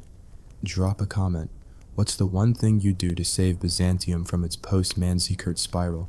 And who's your favorite character from this mess? Keep the tavern buzzing. The year is 1072, and the Byzantine Empire is a wounded giant, its eastern flank torn open by the Seljuk victory at Manzikert. Constantinople, once the shining city of Christendom, is a pressure cooker of panic. Refugees from Anatolia crowd the streets, their tales of burned villages and enslaved kin fueling riots. The Dukas dynasty, having ousted Romanos, crowns Michael VII, a scholarly weakling whose idea of leadership is hiding behind his advisors. The economy's a wreck. Taxes skyrocket to fund a phantom army, while debased coins, nicknamed Pr0stitutes, minus a quarter, make bread cost a fortune. The pain is raw. Merchants go bankrupt, mothers sell heirlooms to feed their kids, and veterans of Manzikert, maimed and jobless, beg outside the Hagia Sophia. The irony? The empire's propaganda still boasts of divine protection, even as its provinces collapse. One chronicler, Michael Italiates, writes of a city weeping, its glory trampled, capturing the despair of a people betrayed by their own leaders. Anatolia, Byzantium's breadbasket, is now a lawless frontier. The Seljuks under Malik Shah I don't bother with formal conquest. Why bother when Turkic nomads do the dirty work? Tribes pour in, turning olive groves into grazing lands, their herds trampling fields that once fed the empire. Cities like Nicaea and Antioch teeter on the brink, their garrisons fled or bribed. Local lords, desperate to survive, swear allegiance to Turkish warlords, converting to Islam or marrying their daughters to nomad chiefs. The human toll is gut-wrenching. Armenian peasants caught in the chaos face massacres or slavery, their churches looted, icons smashed. Women and children, sold in Damascus markets, vanish into oblivion. Matthew of Edessa, an Armenian chronicler, laments, "Our land is a widow, its children orphans." The absurdity? These nomads, seeking pasture, accidentally kickstart a cultural shift, planting the seeds of what'll become the Ottoman Empire. Byzantium's loss is history's gain, but at what cost? The military's in tatters. The thematic system, land-based militias, is dead, its soldiers scattered or defected. The The Tagmata elite troops are a shadow of their former glory, reduced to guarding Constantinople's walls. Mercenaries, the empire's crutch, turned predator. Norman adventurer Roussel de Bayo, a Manzikert survivor, sets up a rogue state in Ankara, styling himself a king until betrayed in 1074. Poetic justice for a mercenary who ditched Romanos.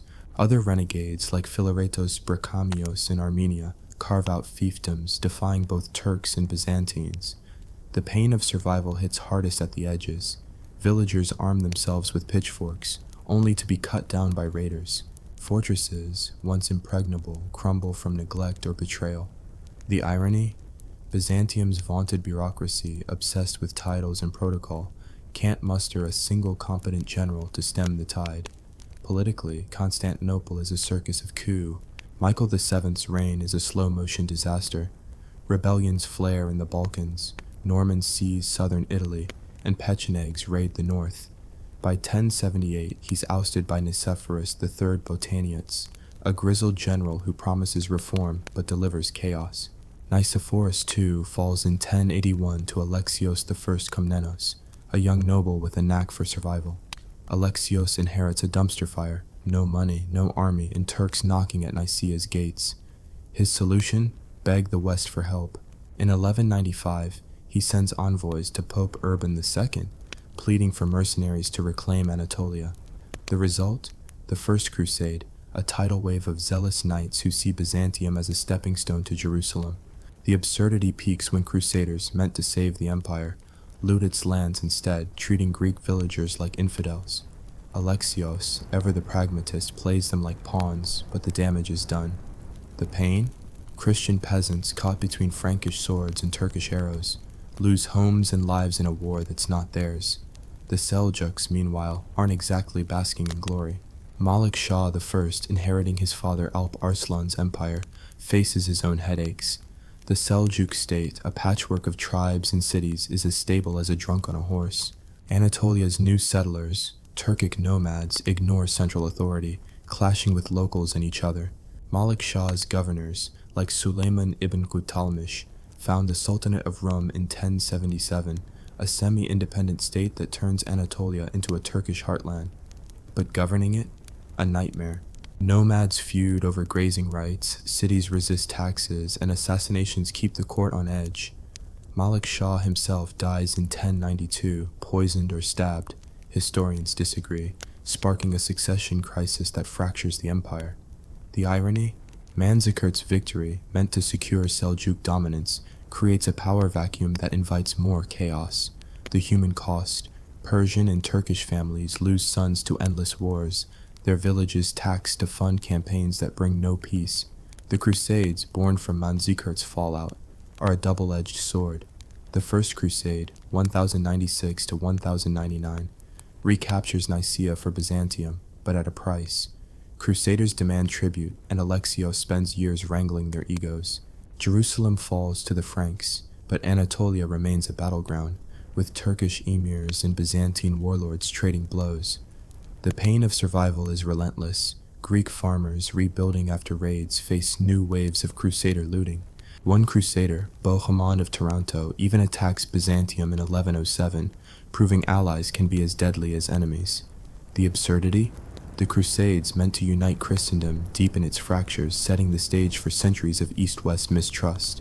By 1204, the Fourth Crusade sacks Constantinople itself, a betrayal that makes Andronikos Doukas look like a saint. Let's zoom in on the people, because Manzikert's legacy is written in their blood.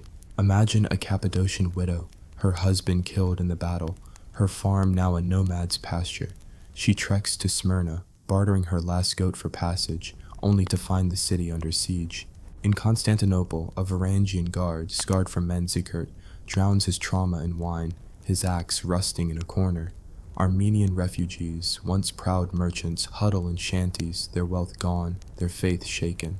On the Seljuk side, a Turkmen shepherd, promised land, finds only conflict with Greek villagers, his family starving in a foreign land. Women, as always, bear the worst. Widowed, raped, or enslaved, they navigate a world where survival means submission or cunning. One story, from a Byzantine monk, tells of a girl who disguised herself as a boy to escape slavery, only to be caught and sold again. The irony?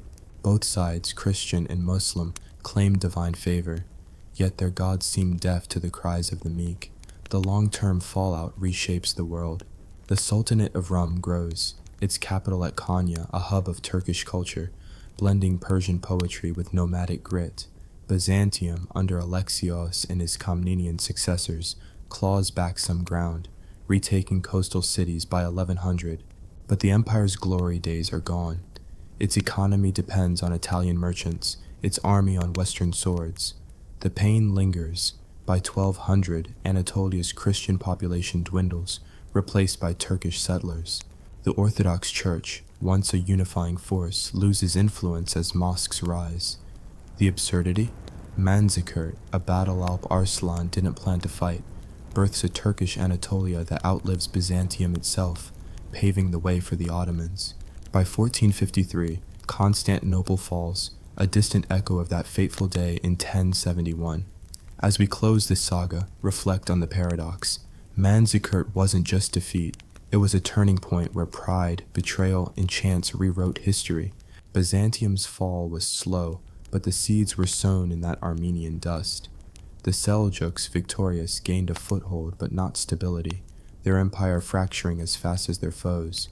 The real victims, the common folk, Greek, Armenian, Turkish, whose lives were upended by leaders chasing glory. What's your take? Could Byzantium have bounced back, or was Manzikert the point of no return? Drop a comment with your thoughts and tell me. If you could rewrite one decision from this saga, what would it be? Thanks for riding this bloody trail with me. Until next time, keep digging for the stories history tried to bury. Imagine this. In the glittering chaos of 17th century England, a king with a wandering eye and a heart as fickle as the Thames tide fathered at least 12 illegitimate children with over a dozen mistresses, all while his barren queen watched from the shadows. Charles II, the merry monarch, turned the royal bedchamber into a revolving door of drama, deceit, and downright absurdity, where love was currency, loyalty a joke, and survival meant navigating a court sharper than a guillotine. Stick around, because this tale of royal romps and wretched repercussions will make you question if power is worth the heartache. Ah, Charles II, the man who dodged the executioner's axe only to tumble into a lifetime of bedroom blunders and political pitfalls. Born in 1630 to Charles I and Henrietta Maria, young Charlie started life as a pampered prince in a kingdom teetering on civil war. But, oh, the irony. His father's stubborn divine right nonsense got him beheaded in 1649, leaving 19-year-old Charles fleeing to Scotland, then France in rags that smelled of defeat and desperation. Survival in exile was no royal picnic, scraping by on handouts from sympathetic monarchs, dodging assassins, and plotting a comeback that seemed as likely as a Puritan party. The pain of it, a boy king reduced to begging, his family scattered, his future a gamble. Yet, in those lean years, Charles honed his charm, that roguish wit that would later ensnare hearts and headlines. He returned triumphant in 1660, the Restoration a bacchanal of relief after Cromwell's grim rule. Crowds cheered, bells rang, and Charles, now 30, vowed to rule with pleasure over piety.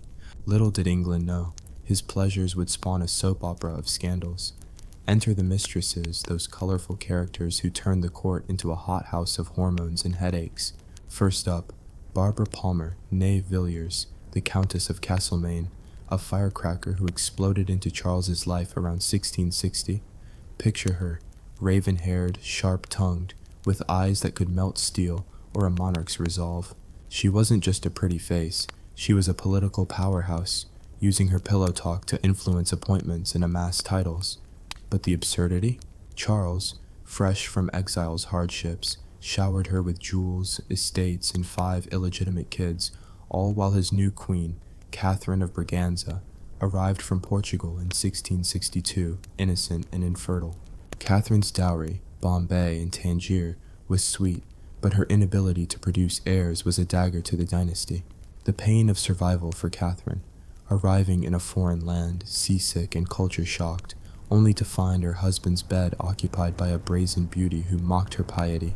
Barbara, ever the diva, demanded recognition for her bastards, even bullying Charles into making her lady of the bedchamber to the queen.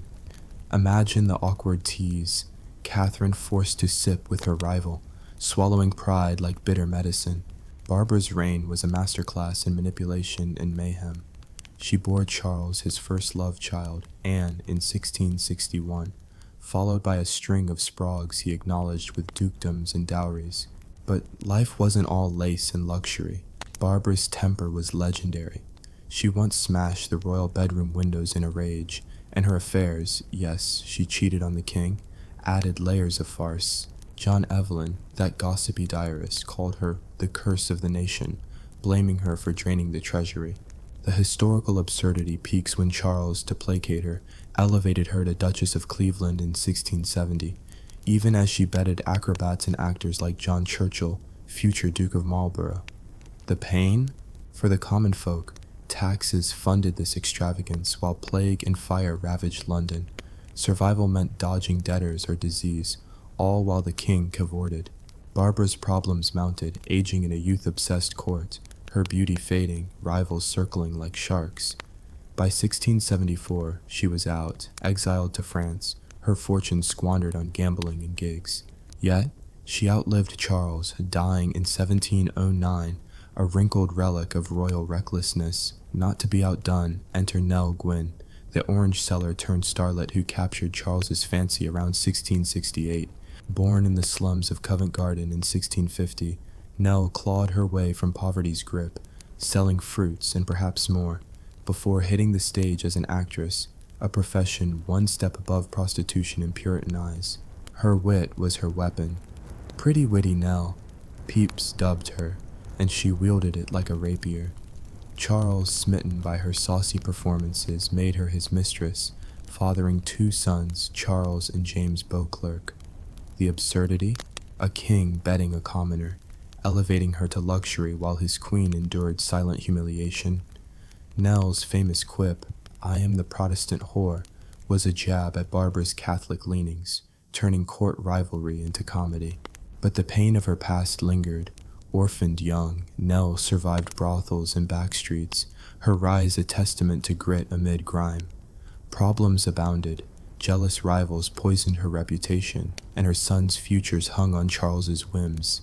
When he died in 1685, Nell begged his brother James II, "Let not poor Nellie starve." She didn't, but debts devoured her estate, and she died at 37 from a stroke, her glamour gone, buried in St. Martin-in-the-Fields amid whispers of syphilis. Then there's Louise de Querouaille, the French import who slinked into court in 1670 as a gift from Louis XIV. A Breton beauty with porcelain skin and political savvy, Louise was France's spy, whispering pro-French policies into Charles's ear. She bore him Charles Lennox in 1672, made Duke of Richmond. The irony? Charles, the ultimate Englishman, puppeted by a foreign floozy, her tears, babyface he called her, melting his resolve.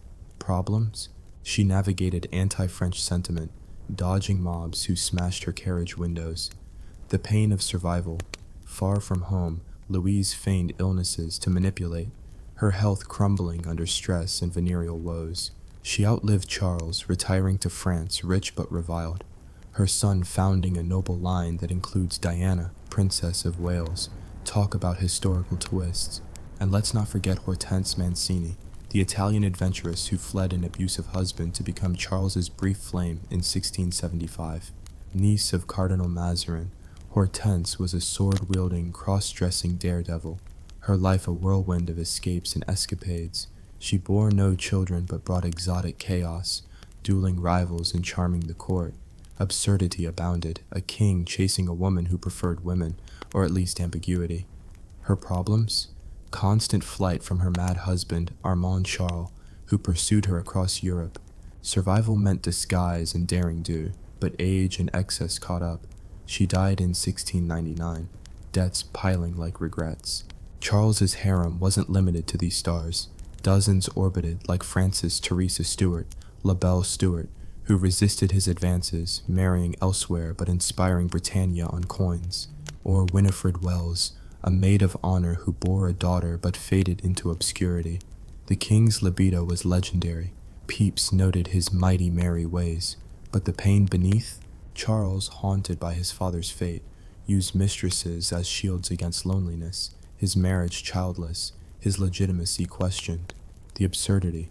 A restored monarchy drowning in bastards, no legitimate heir, paving the way for his brother James II's Catholic fiasco and the Glorious Revolution. The court was a pressure cooker of jealousy.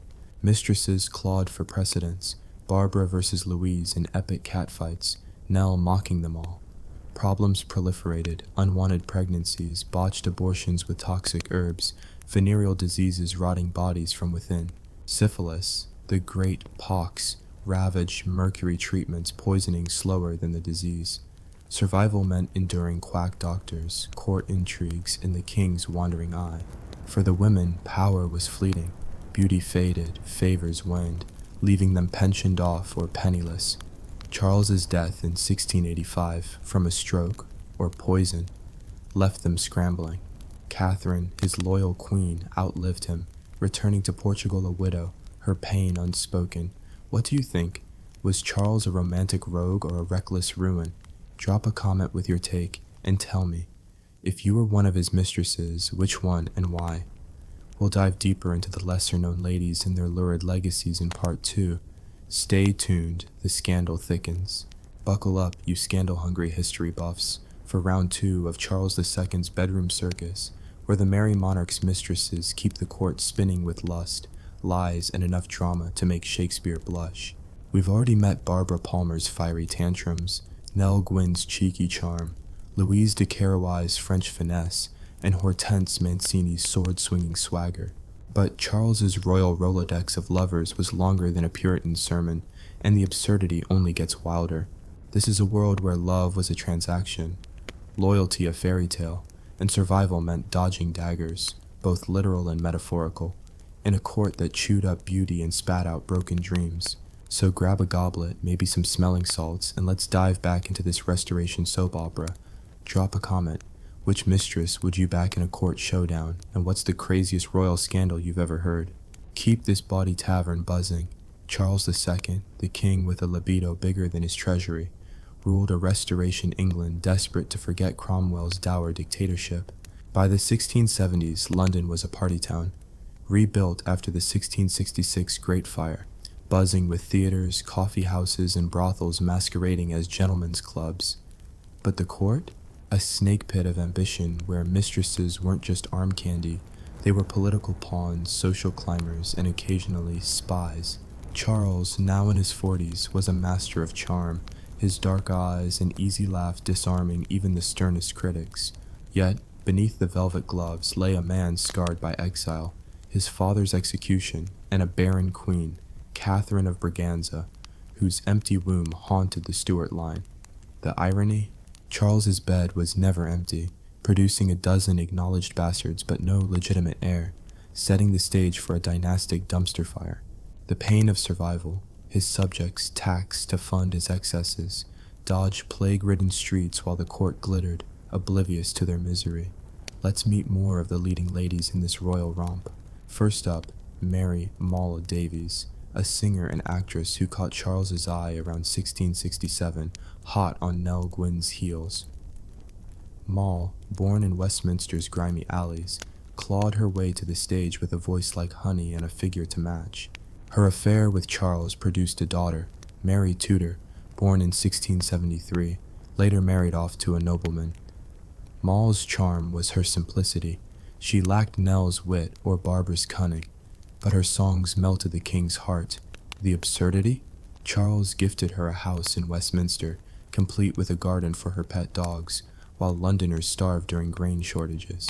Moll's problems were plenty. Her low birth made her a target for snobs like Louise de Querouaille, who sneered at her as that tavern wench.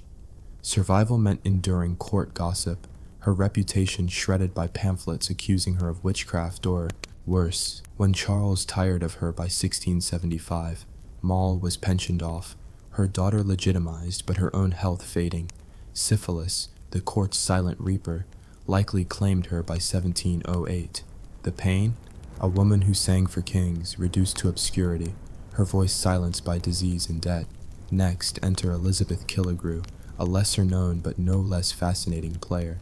Sister to a courtier and wife to a minor noble, Elizabeth was a maid of honor to Queen Catherine before tumbling into Charles's bed around 1669.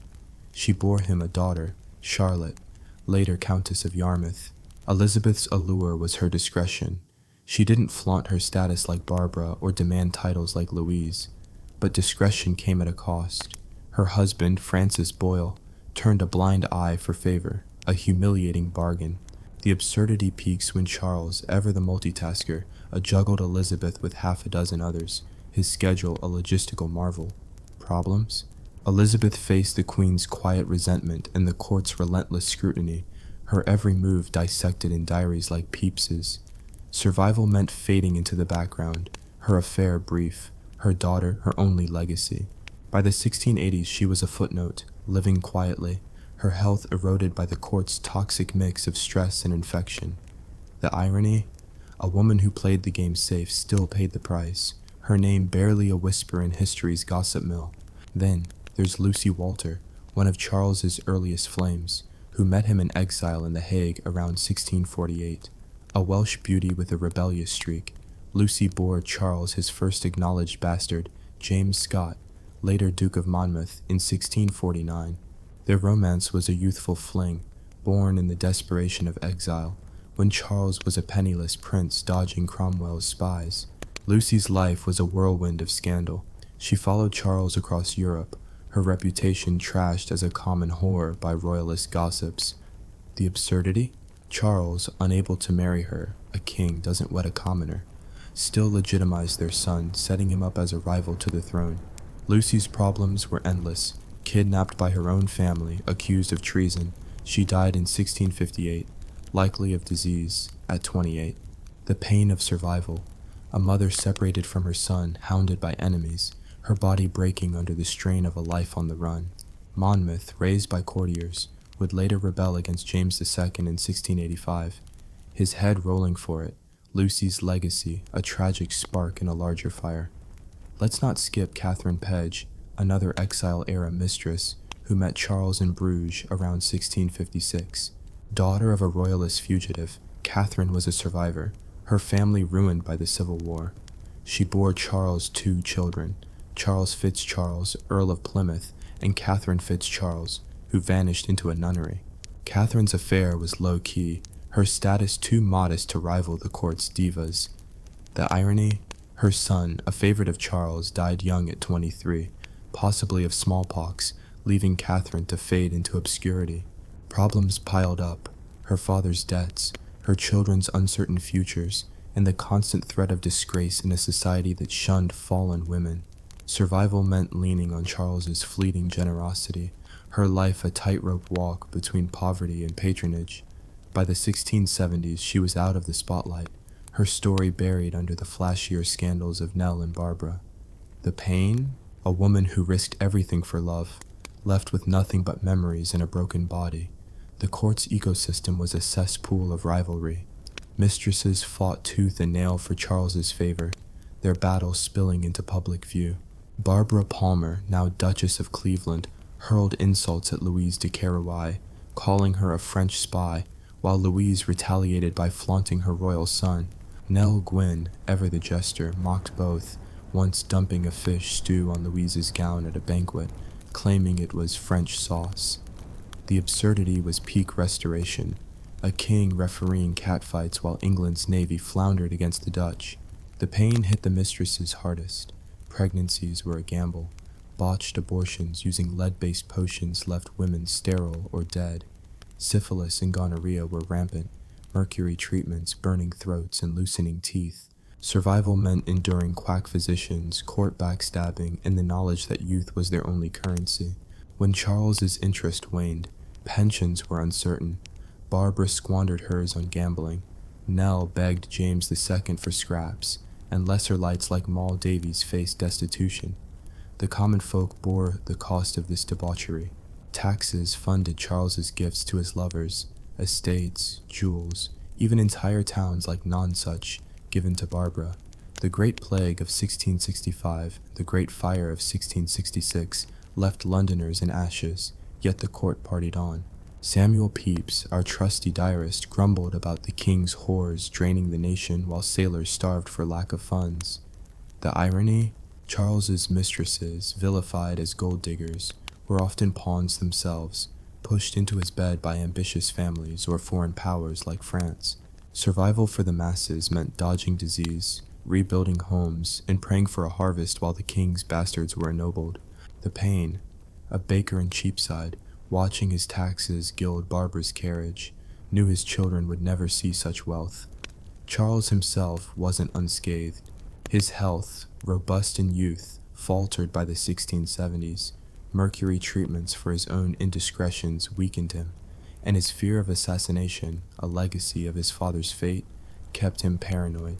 The absurdity of his reign, a king who survived exile and war, only to be undone by his own appetites.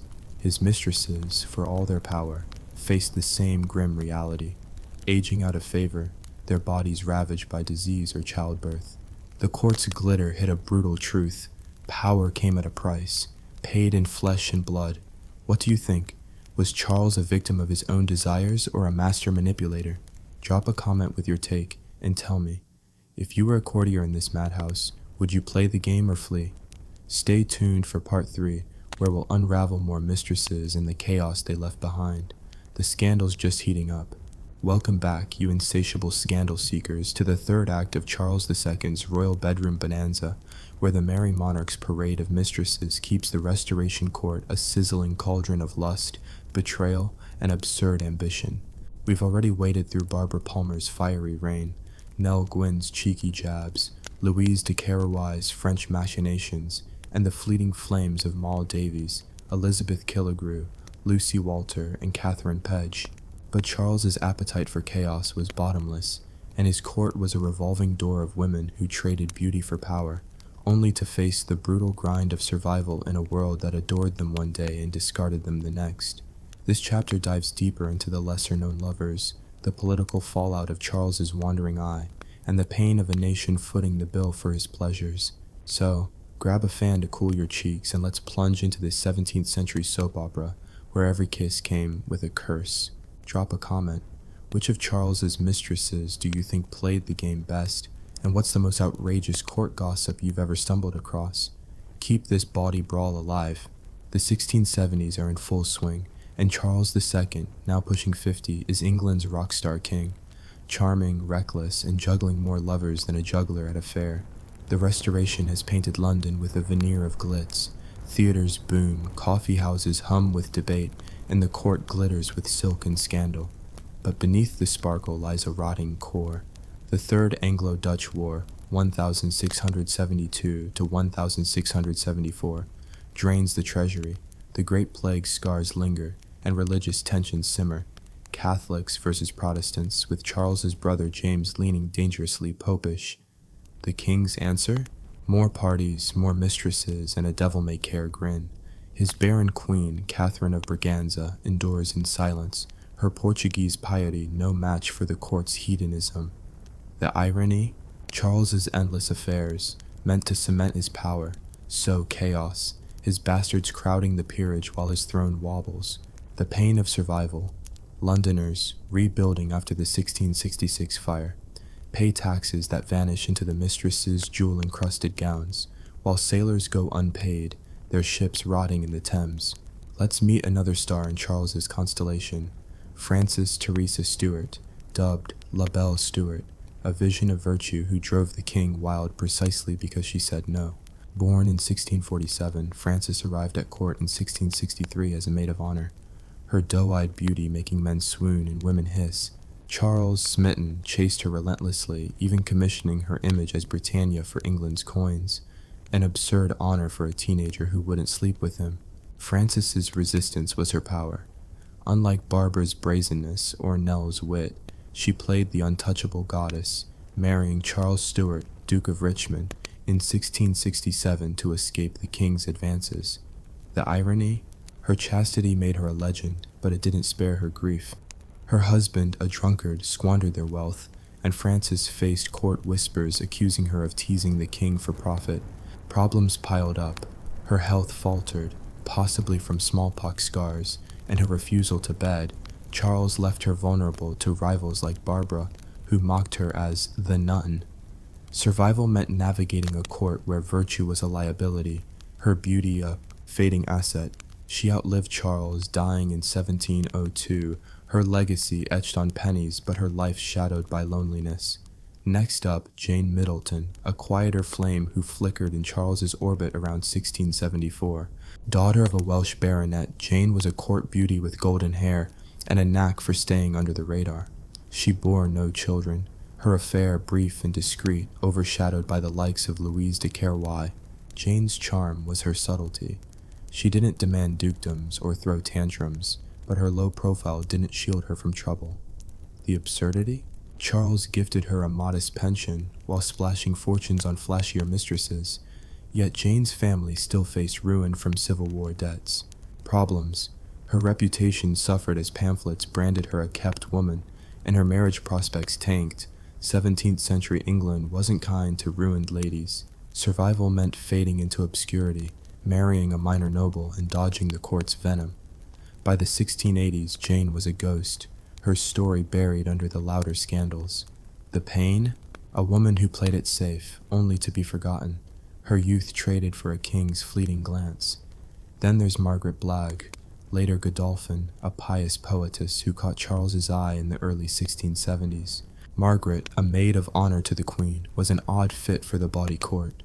Her devout writings clashed with her rumored fling with the king. No children resulted, and her affair, if it happened, was hushed, likely a brief dalliance before her 1675 marriage to Sidney Godolphin, a loyal courtier. The irony? Margaret's piety made her a target for mockery. Nell Gwyn called her the praying mantis, yet her closeness to Charles secured her husband's rise. Problems abounded. Her health collapsed after childbirth, and she died in 1678 at 26, possibly from puerperal fever, a common killer. Survival meant balancing faith and favor in a court that despised both, her poetry her only shield against gossip. The pain, a brilliant mind snuffed out early, her legacy a footnote in a king's crowded love life. And let's not forget Winifred Wells, another maid of honor who tumbled into Charles's bed around 1670. Winifred, with her soft beauty and quiet demeanor, bore a daughter, rumored to be Charles's, though never acknowledged. Her affair was a whisper, overshadowed by the fireworks of Barbara and Nell. The absurdity? Winifred's family pushed her toward the king, hoping for titles only to see her fade when his interest waned. Problems? Her reputation took a beating, her marriage to a minor noble a consolation prize. Survival meant enduring the court's sneers and her own father's disappointment, her daughter's future uncertain. By the 1680s, Winifred was out of sight, her life a cautionary tale of betting on royal favor. The pain? A woman used as a pawn, her dreams of security dashed by a king who moved on faster than a court dance. The Mistresses' battles were a spectacle. Louise de Querouaille, France's polished spy, clashed with Nell Gwyn, who once slipped laxatives into Louise's wine, cackling as the Duchess fled a banquet. Barbara Palmer, now aging out, threw shade at Jane Middleton's provincial roots, while Frances Stuart's aloofness earned her enemies among the ambitious. The court was a viper's nest. Mistresses competed for precedence, their bastards vying for dukedoms. The irony? Charles encouraged the chaos, pitting women against each other to keep them distracted from real power. The pain was brutal. Pregnancies ended in stillbirths or dangerous abortions, with herbal concoctions like pennyroyal poisoning as often as they cured. Venereal diseases, syphilis, gonorrhea, were the court's grim reaper. Mercury treatments leaving, mistresses with trembling hands and rotting teeth. Survival meant dodging quacks, enduring public scorn, and praying for a pension before beauty faded. The political fallout was no less messy. Charles's pro-French leanings, nudged by Louise, sparked the 1670 Treaty of Dover, a secret deal promising Catholic concessions for French gold. When leaks surfaced, Protestants rioted, blaming papists like Louise. The absurdity? Charles, a closet Catholic sympathizer, played both sides, attending Anglican services while winking at Versailles. His mistresses became lightning rods. Barbara's Catholic flirtations fueled rumors of a popish plot, while Nell's Protestant quips won her folk hero status. The pain hit the streets. Londoners, taxed to the bone, cursed the king's whores as grain prices soared. The popish plot of 1678, a fabricated conspiracy, whipped up anti-Catholic hysteria, with innocent priests hanged and mistresses like Louise hiding from mobs. Survival for the masses meant navigating food shortages, religious purges, and the constant threat of violence in a city on edge. Charles himself felt the strain. His health, battered by decades of debauchery, faltered. Fevers, swollen joints, and rumors of poisoning dogged him. His fear of rebellion, rooted in his father's beheading, made him distrust even his mistresses, yet he couldn't resist them. The irony? A king who survived Cromwell's axe was slowly killing himself with excess, his court a mirror of his contradictions. His bastards, 12 acknowledged, likely more, were a ticking time bomb, their ambitions stoking fears of civil war. The pain of survival. Charles, haunted by his father's fate, knew his childless marriage meant trouble, yet he kept Catherine as queen, her loyalty a rare anchor in a sea of schemes. The nation suffered most. Taxes funded Charles's largesse, palaces for Barbara, pensions for Nell, titles for their sons. The navy, starved of funds, lost battles to the Dutch, while merchants begged for relief from tariffs. The absurdity? A king celebrated as Mary ruled a land where plague survivors rebuilt homes only to face new taxes for royal dalliances. Samuel Pepys, ever the grumbler, noted sailors mutinying while the court dances. The pain, a cobbler in Southwark, watching his taxes gild Louise's carriage, knew his family's survival hung by a thread. What's your take? Was Charles's charm worth the chaos, or was he a disaster in a crown? Drop a comment with your thoughts and tell me. If you were in this court, would you charm the king or plot against him? Stay tuned for the final act, where we'll see the mistress's endgame and the legacy of this scandalous reign. The drama's not done yet. Welcome back, you gossip-thirsty time travelers, for the final curtain call of Charles II's scandal-soaked reign, where the merry monarch's mistresses exit the stage, some in glory, others in ruin, leaving a legacy of chaos that reshaped England.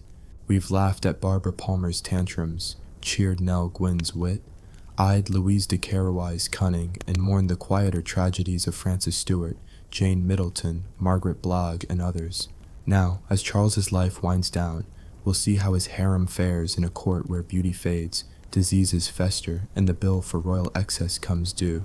This is a tale of broken dreams, political fallout, and a nation staggering under the weight of its playboy king. So, grab a quill, maybe a tissue for the tears, and let's close this restoration roller coaster. Drop a comment. Who's your favorite mistress, and what's the wildest historical what-if you'd rewrite for Charles's reign? Let's keep this scandalous tavern roaring. It's the early 1680s, and Charles II, now in his mid-50s, is a shadow of the spry rogue who danced through exile. His health's a wreck.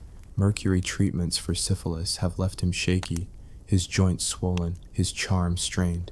Yet, the court still pulses with debauchery. Banquets spill into dawn, theaters pack in crowds, and mistresses still vie for the king's bed. London's a paradox. Rebuilt from the Great Fire, it's a hub of trade and art, but the scars of plague, war, and religious strife linger. The popish plot of 1678, a paranoid fever dream of Catholic conspiracies, has left England jittery, with priests executed and mobs baying for blood.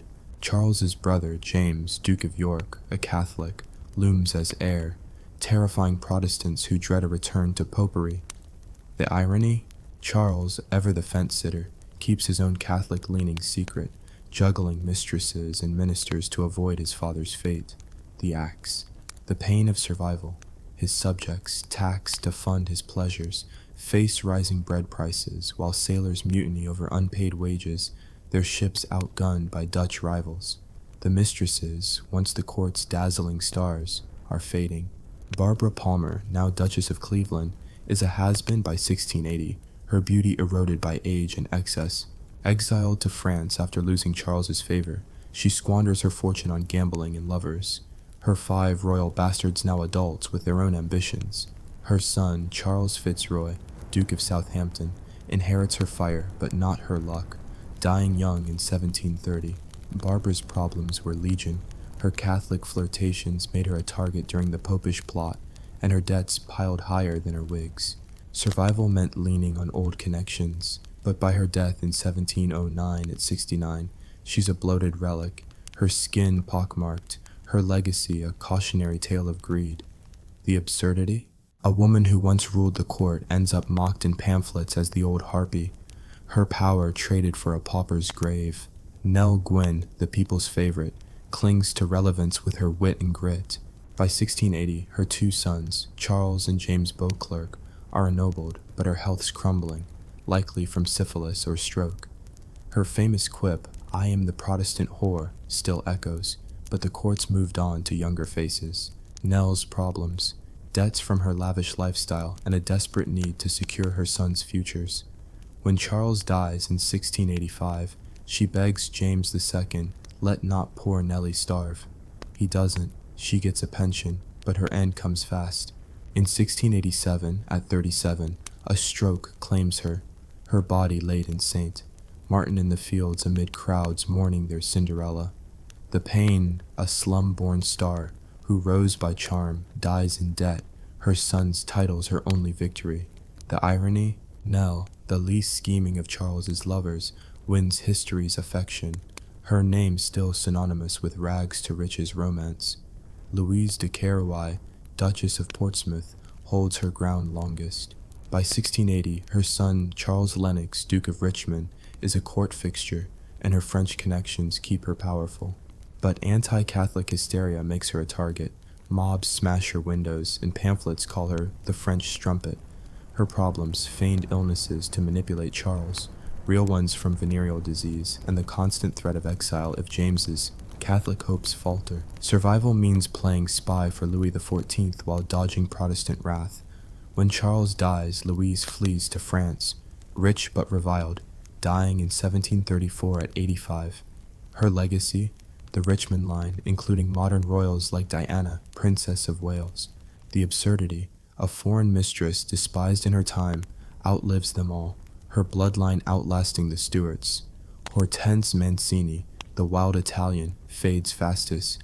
By 1680, her fling with Charles is a memory, her life a whirlwind of debt and drama.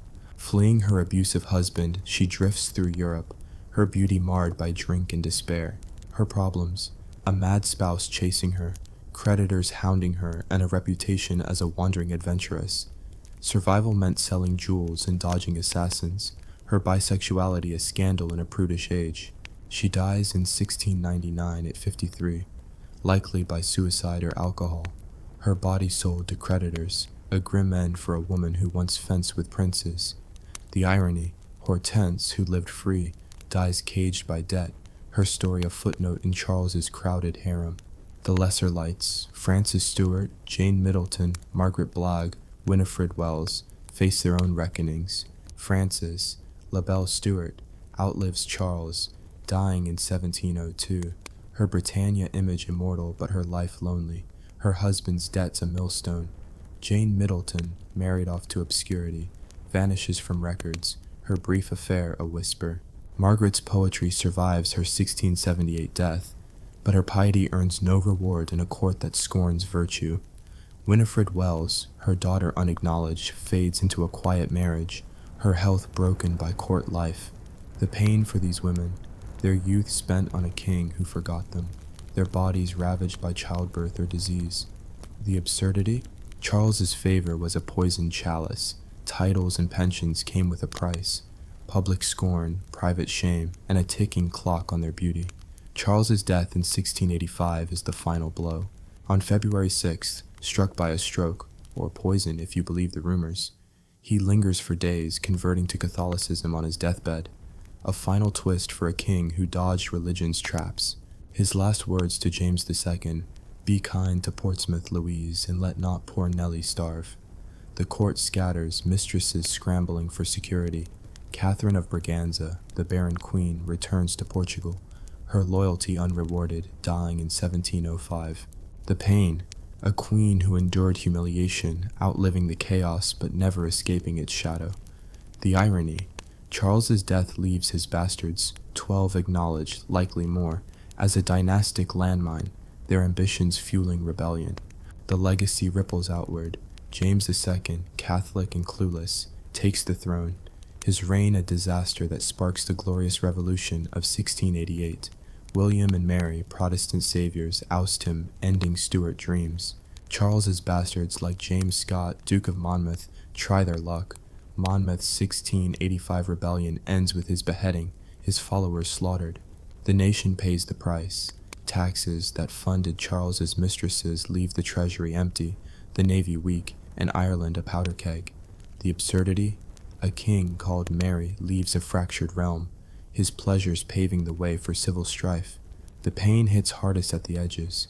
Irish peasants, taxed to ruin, face famine, while London's poor dodge press gangs for wars they didn't choose. The mistresses' children carry the torch.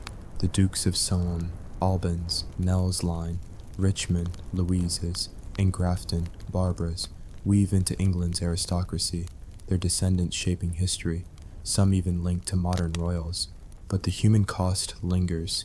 Londoners, rebuilding after fire and plague, curse the king's whores as their taxes built palaces for bastards. Samuel Pepys, our diarist, sighed at a nation bled dry by folly. The irony? Charles's charm, meant to unify, divided. His mistresses, symbols of excess, became scapegoats for a kingdom's woes. The pain of survival. A fisherman in Dover, watching his taxes gild Louisa's gowns, knew his children would starve before seeing such wealth. Manzikert's shadow looms large. Charles's dalliances, like the Byzantine defeat, were a self-inflicted wound, hubris and indulgence weakening a realm. The mistresses, like Romanos IV's betrayed soldiers, were pawns in a game they couldn't win, their lives spent for fleeting glory. The absurdity? A king who survived exile and war fell to his own desires, his legacy a throne unstable in a nation restless. What's your take? Did Charles's mistresses shape history more than his ministers, or were they just colorful distractions? Drop a comment with your thoughts and tell me. If you could save one mistress from her fate, who would it be and why? Thanks for riding this scandalous wave. Until next time, keep chasing history's dirty secrets. You think your life is stressful? Try giving a speech in a room full of men where the guy sitting behind you might be admiring your rhetoric, or he might be measuring your neck for a knife. Welcome to the Roman Senate, the original reality show, where the grand prize for winning was absolute power, and the penalty for losing was, well, let's just say it involved a lot more than being voted off the island. This wasn't a place for reasoned debate and civic duty. This was a viper's nest, a shark tank, a high-stakes poker game where everyone was cheating, and the table was occasionally flipped over and used as a weapon. For the next few minutes, forget everything you learned about noble, toga-clad philosophers. We're diving into the glorious, blood-soaked, backstabbing cesspool that was the beating and often bleeding heart of Rome. The year is, let's say, 134 BC. You've just been elected to the Senate. Congratulations. You've reached the pinnacle of Roman society. You get a fancy toga with a purple stripe, a great seat for the gladiator games, and the respect of absolutely no one. Because in this room, respect isn't given, it's carved out of the political corpses of your rivals. You see, the Senate wasn't a unified body. It was a chaotic collection of competing egos, ancient grudges, and ravenous ambition, all crammed into one poorly ventilated building called the Curia. Think of it as a retirement home for ex-generals and the obscenely wealthy. But instead of arguing over bingo, they're arguing over who gets to conquer Gaul and become a living god. Let's meet the players on the season of Roman Survivor. First up, you have the Optimates, which translates to the best men, a nickname they gave themselves, of course. These are the old money patricians. Their family trees are so old and gnarled, they probably have a branch that personally knew the she-wolf who suckled Romulus and Remus. They believe they have a divine right to rule because their great-great-granduncle Quintus Fabius, Maximus Verrucosus Cunctator, once won a battle by doing absolutely nothing. They own half of Italy, view the common folk as little more than noisy furniture, and see any attempt at change as a personal insult from the gods. Their political strategy consists mostly of saying no to everything, and reminding everyone how much better things were in the good old days, when men were men and Jupiter still threw lightning bolts at people for fun. In the opposite corner, you have the populares, or favorers of the people. These guys are the self-proclaimed champions of the little guy. They stand in the Forum, tears in their eyes, promising land reform, cheap grain, and a chicken in every pot. But here's the secret. Most of them are just as rich and arrogant as the optimates. They've simply realized that the mob is a powerful weapon. Why spend years slowly climbing the political ladder when you can just whip thousands of hungry, angry citizens into a frenzy and have them persuade your opponents for you? It's a dangerous game, playing with the fire of the masses, and it often ends with the player getting burned, spectacularly. And then there's you, the novus homo, the new man. You're the ultimate outsider. You don't have a famous last name.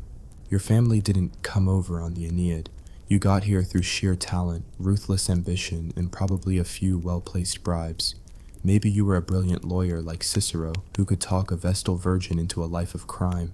Or maybe you were a military genius like Gaius Marius, a man who reformed the entire army and saved Rome from barbarian hordes.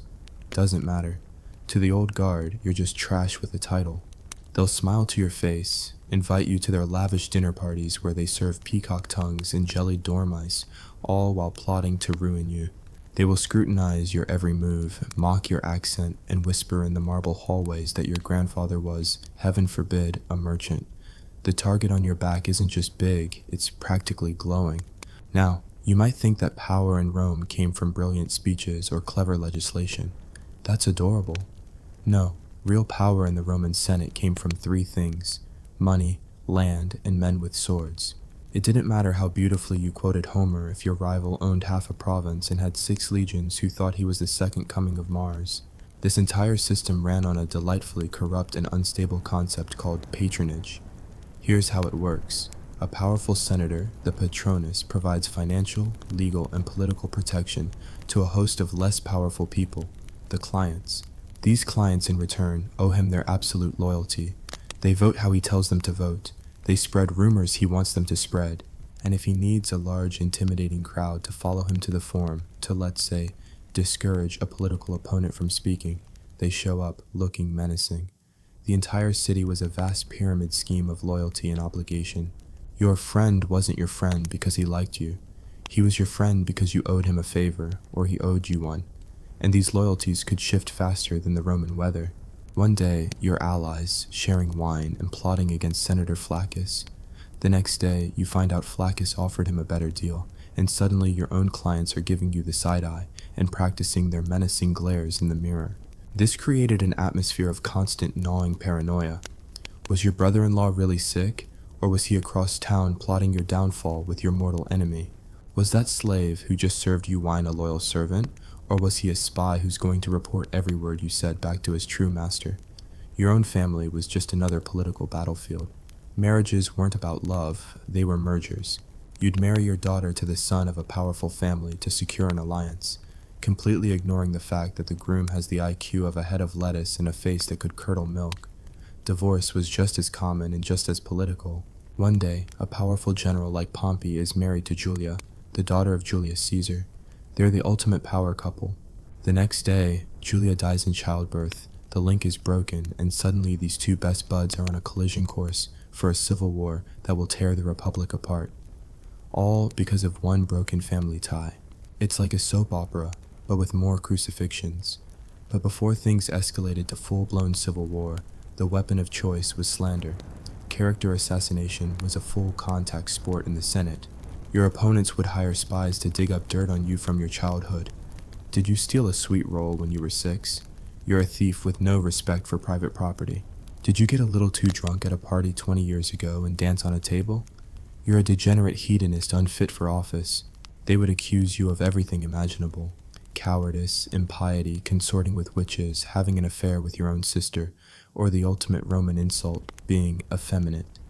They'd hire poets to write insulting verses about you, actors to perform mocking plays in the street, and orators to stand in the Forum and decry you as a danger to the state. Facts were entirely optional.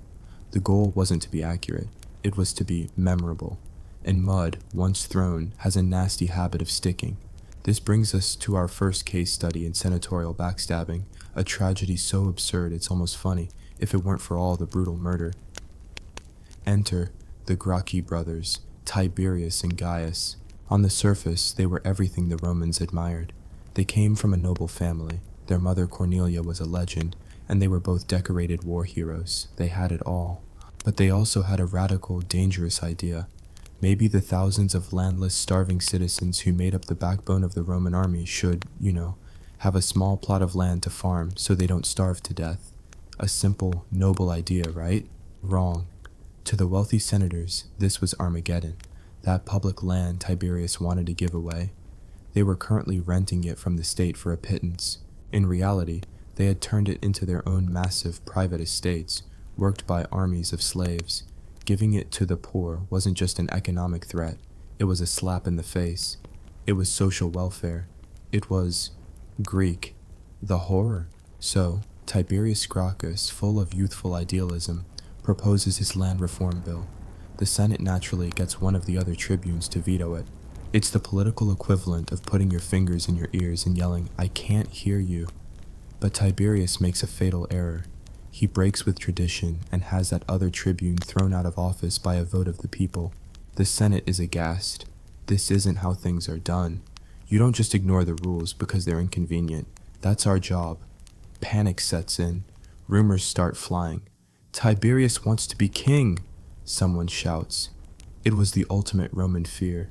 They'd overthrown a king centuries ago and had been terrified of another one ever since.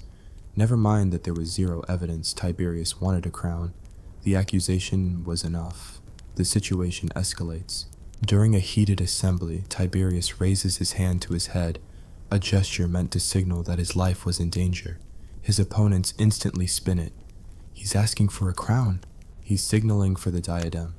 The high priest, a man named Scipio Nasica, and conveniently Tiberius's own cousin, loses his mind. He stands up in the Senate, pulls his toga over his head like a makeshift executioner's hood, and screams, "All who want to save the Republic, follow me." This wasn't a metaphor. He and a mob of enraged senators, their purple-striped togas flapping majestically, grabbed whatever they could find, broken pieces of furniture, wooden clubs, chair legs, and stormed out of the Senate house. They ran to the forum and proceeded to beat Tiberius Gracchus to death. They didn't use a dagger, they didn't poison him. They, the most powerful and civilized men in Rome, bludgeoned a fellow senator to death with office furniture in broad daylight, along with 300 of his followers. Then they threw his body in the Tiber River, denying him a proper burial. Problem solved, Roman order restored. You'd think the story would end there, but oh no. 10 years later, his younger brother Gaius comes along, and Gaius is smarter, more charismatic, and even more ambitious than Tiberius. He doesn't just want land reform. He proposes a whole slate of populist laws, subsidized grain, new roads, citizenship for Italian allies. The Senate sees this and their collective blood pressure skyrockets.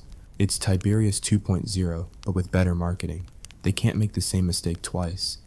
This time, they don't just use brute force, they use political jujitsu. They find another tribune, a man named Livius Drusus, and have him outpromise Gaius on everything. Gaius wants to found a few colonies for the poor. Drusus will found 12. Gaius wants to lower the price of grain. Drusus will make it free. It was all lies, of course. They had no intention of passing any of it. The goal was simply to peel away Gaius's support, to make him look like a moderate, a cheapskate even. The plan worked. Gaius loses his popular standing and fails to get re-elected as tribune. Now he's vulnerable. The Senate starts repealing all his laws. Tensions boil over. A scuffle breaks out, and one of the Senate's heralds ends up dead. That's all the excuse they need. The Senate passes something called the Senatus Consultum Ultimum, the final decree of the Senate. It was basically the Roman version of martial law, a declaration that said, "The Republic is in danger, all laws are suspended, and we can now kill anyone we don't like with impunity." Gaius and his followers retreat to the Aventine Hill. It's not a rebellion, it's a desperate act of self-preservation. The Senate sends in the army, not against a foreign enemy, but against their own citizens in the streets of Rome. What followed was a massacre. Gaius, seeing the end was near, ordered his personal slave to kill him. 3,000 of his supporters were rounded up and executed without trial, their bodies also dumped in the Tiber. The Senate, having just slaughtered thousands of its own people, then dedicated a new temple to Concord, or Harmony. The sheer, breathtaking psychopathic irony is almost too much to handle. This is the world you've entered, a world where a debate over property rights ends with a senator being murdered with a chair leg by his own cousin. A world where political opposition is met not with arguments, but with state-sanctioned death squads. And this was just the beginning. The Gracchi brothers' affair broke the rules. It showed everyone that violence wasn't just an option, it was the most effective political tool in the box. The seal was broken, the blood was in the water, and the sharks were circling. So, what do you think? Was Tiberius Gracchus a selfless hero of the people, or a reckless revolutionary who got what was coming to him? Let me know your verdict in the comments below, and buckle up, because as ugly as this was, it was merely the appetizer. In our next chapter, we're going to meet a man named Marius, who will turn the army into his personal political party, and his nemesis, Sulla, who will invent a charming little innovation called the proscription list. It's a kill list with a cash reward. The Roman Senate is about to go from backstabbing to industrial-scale slaughter. Welcome back to the smoking ruins of the Roman Republic. When we left off, the Senate had just discovered that political disagreements could be solved much more efficiently with furniture legs than with filibusters. The murder of the Gracchi brothers wasn't just a crime, it was a business plan. It proved that the old rules were for suckers. Violence worked. The unspoken gentleman's agreement that had held the Republic together for centuries had been taken out back and unceremoniously bludgeoned to death. The door was now wide open for any man with enough ambition and a sufficient lack of moral scruples to walk right in. And oh boy, was a new class of characters about to make their entrance. Enter Gaius Marius. If the old guard senators were a country club, Marius was the guy who crashed the party, drank all the free booze, and then redesigned the golf course. He was a novus homo, a new man, and the Optimates never let him forget it. He wasn't one of them. He was a gruff, uncouth, but brilliant soldier from the countryside. He probably chewed with his mouth open and didn't know which tiny fork to use for the snails. But he knew how to win wars, and Rome, as always, had a pest problem. This time, a Germanic horde of Cimbri and Teutones who were wandering into Italy and annihilating entire Roman armies for sport. Rome was terrified. They needed a hero. So they turned to Marius, the man they despised, and elected him consul. And then they elected him again, and again, and again, 5 times in a row. An unprecedented and frankly illegal trampling of tradition. But when a 6'5" German is threatening to burn down your villa, you tend to get flexible on term limits. Marius saved Rome. He utterly crushed the barbarians in 2 decisive battles.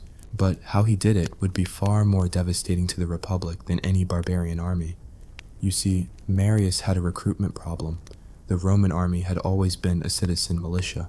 You had to own land to serve, the idea being that you would fight harder if you were defending your own stuff. But thanks to the wealthy senators buying up all the small farms, the very problem Tiberius Gracchus had been killed for trying to solve, Rome was running out of qualified soldiers. So Marius, in a moment of practical genius that was also catastrophic foresight, had a brilliant idea. He abolished the property requirement. He opened up the legions to anyone. The urban poor, the landless masses, the capite censi or head count, men who had nothing to their name but the tattered clothes on their backs. To these men, Marius wasn't just a general, he was a savior. He gave them a job, equipment, regular pay, and the promise of a glorious retirement bonus. A nice plot of land to call their own. Suddenly, Roman soldiers weren't fighting for some abstract concept of the state that had left them to rot in a slum. They were fighting for Marius. Their loyalty wasn't to the Senate or the people of Rome. It was to their general. Marius had, without fully realizing it, privatized the Roman army. He had forged the very weapon that would one day be used to kill the Republic. Every future civil war, every ambitious general marching on Rome, every bloody conflict for the next century can be traced back to this single, desperate, and devastatingly effective reform.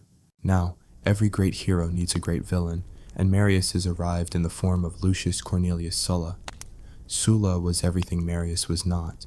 He was a patrician, born from an old but impoverished noble family. He was charming, cultured, and utterly ruthless, with a penchant for high-class prostitutes and low-class actors. While Marius was all grit and sweat, Sulla was languid, aristocratic cruelty, and he hated Marius with a passion that could power a small star. The rivalry started when Sulla, serving as Marius's subordinate in Africa, managed to capture the enemy king, Jugurtha. Sulla took all the credit, minting coins with his face on them and generally rubbing Marius's nose in it for years. It was a petty squabble that would soon engulf the entire Roman world in flames. The real flashpoint came, as it always did, over a military command.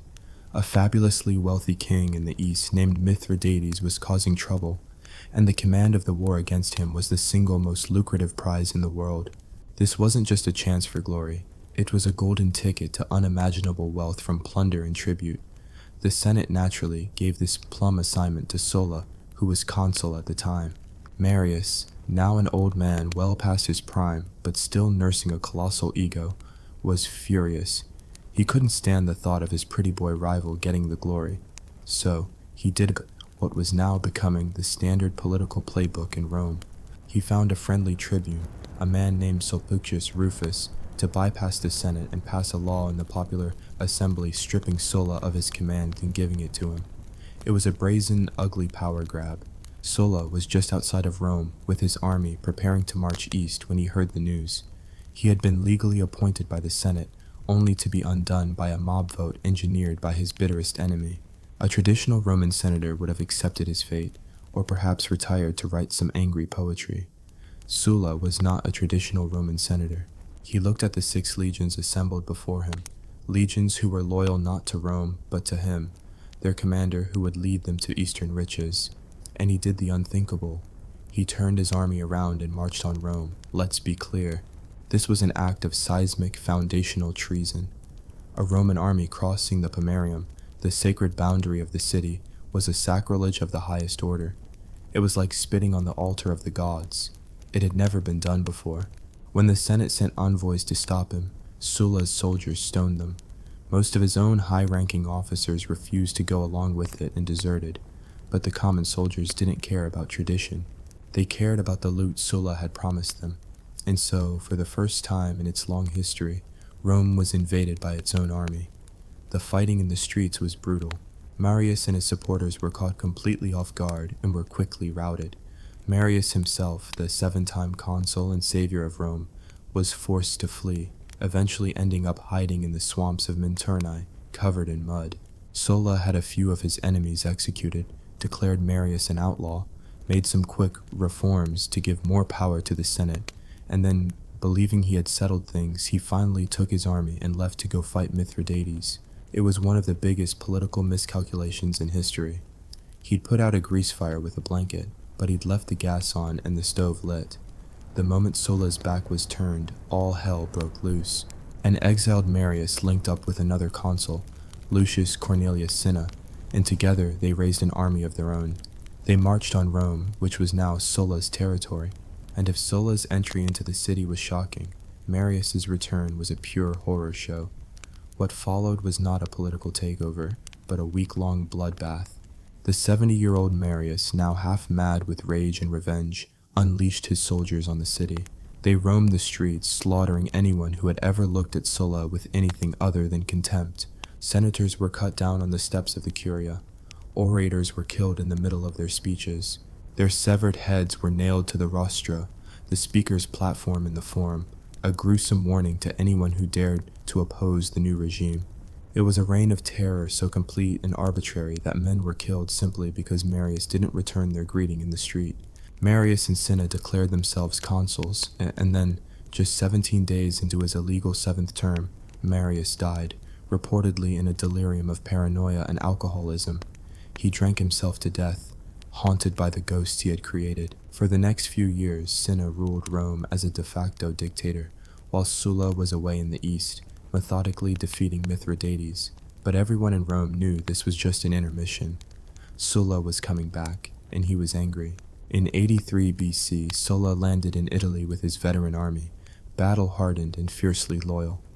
The Marian regime, now led by Cinna's successors, scraped together their own forces, and a new, even more terrible civil war began. The fighting raged across the Italian peninsula for 2 years. It climaxed in a horrific battle at the Colline Gate of Rome itself, where Sulla's forces barely managed to defeat an army of Samnites, old enemies of Rome who had sided with the Marians. Sulla had won. He was the sole master of the Roman world. Now came the real terror. Sulla was a man who believed in systematic solutions. A chaotic street brawl revenge like Marius's wasn't his style. He needed to eliminate his enemies, reward his allies, and get rich in the process. And so he invented one of the most chillingly bureaucratic tools of political murder in history, the proscription list. It was horrifyingly simple. Sulla would post a list of names in the forum. If your name was on the list, you were condemned to death. There was no trial, no appeal. Any person could kill you and not only be immune from prosecution, but also receive a handsome cash reward. Your property, your land, your houses, your slaves, all of it was confiscated by the state and auctioned off. It was a state-sponsored murder-for-profit scheme. The proscriptions turned Rome into a paranoid nightmare. Bounty hunters roamed the streets. Slaves killed their masters to get the reward. Sons betrayed their fathers. No one was safe. It quickly spiraled out of control. It wasn't just about politics anymore. Did you have a beautiful seaside villa that one of Sulla's lieutenants wanted? Your name might just appear on the next list. One unlucky Roman, seeing his name posted, was heard to cry out in despair, "Alas, my Alban villa is hunting me down," before he was cut down. Thousands were killed. Their families were ruined, their sons and grandsons barred from ever holding public office. Fortunes were made overnight. A young officer named Marcus Licinius Crassus, for instance, got his start by buying up the property of the proscribed at laughably low prices. He would go on to become the richest man in Rome. With all his enemies dead or in exile, Sulla had himself declared dictator for the reconstitution of the Republic, a title that was a dark joke in itself. He had absolute power with no term limit. He was a king in all but name, and with this power, he enacted a series of reforms designed in his mind to save the Republic. He gutted the power of the tribunes, the office the Gracchi and Marius had used to challenge the Senate. He packed the Senate with hundreds of his own supporters. In a supreme act of irony, he used the most revolutionary, tradition-destroying methods imaginable: civil war, treason, mass murder, to enforce a rigid, conservative vision of the past. He burned the village down to save it, and then, having remade the state in his own image, he did the most baffling thing of all. In 79 BC, he voluntarily resigned his dictatorship, retired to his country estate, and spent the last year of his life drinking and writing his memoirs before dying of a stomach ulcer. He had built the perfect autocratic machine and then just walked away. But the precedent had been set. Sulla had written the instruction manual for tyranny. He had shown every ambitious Roman general who came after him the path to ultimate power. Get an army that's loyal to you personally, march on Rome, kill all your enemies, and declare yourself the savior of the state. The Republic had survived, but it was a hollowed-out corpse, waiting for the next generation of vultures to pick it clean. And the men who had learned Sulla's lessons best were waiting in the wings. The fabulously wealthy Crassus, the brilliant young general Pompey the Great, and a charismatic young aristocrat who had narrowly escaped Sulla's prescriptions himself. His name was Gaius Julius Caesar. The stage was now set for the final act of this bloody tragedy. So who was the greater villain in this chapter of Rome's self-destruction? Marius, the populous strongman who broke the army, or Sulla, the aristocratic butcher who perfected political murder? Drop your verdict in the comments below. We're about to see how their legacies paved the way for the most famous Roman of them all. Alright class, settle down, and for the love of Jupiter, put that dagger away. Welcome back to Roman Politics 101, where the final exam is surviving the semester. Last time, we saw Gaius Marius invent the personal army, and Lucius Cornelius Sulla perfect the art of mass murder as public policy with his charming proscription list. Sulla, in a fit of supreme confidence or perhaps terminal boredom, had rewritten the Republic to be a perfect aristocratic machine and then simply walked away, leaving behind a smoking, blood-soaked instruction manual on how to become a king. The question on everyone's mind was, who would be brave or stupid enough to pick it up? The answer, it turned out, was an unholy trinity of ambition, a boy band of would-be autocrats who decided that it was much easier to screw over the Republic together than to do it alone. This wasn't an official political office. This was a backroom deal, a conspiracy cooked up over expensive wine and a shared contempt for the law. History calls them the First Triumvirate, which sounds grand and official. A more accurate name would be the three-headed monster that ate Rome. First up, in the role of the money, was Marcus Licinius Crassus. Crassus was rich. Not just owns a nice villa, rich, but obscenely, comically, owns half the city of Rome, rich. He'd made his initial fortune during Sulla's proscriptions, swooping in like a vulture to buy up the estates of the dead and dying for pennies on the dollar. His most famous business venture was Rome's first fire department. It was a brilliant and psychopathic business model.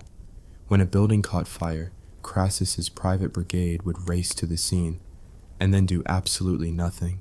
Crassus himself would show up and offer to buy the burning building and the land it was on, from the frantic owner for a ridiculously low price. If the owner agreed, his men would put out the fire. If the owner refused, they'd pull out marshmallows and watch it burn to the ground.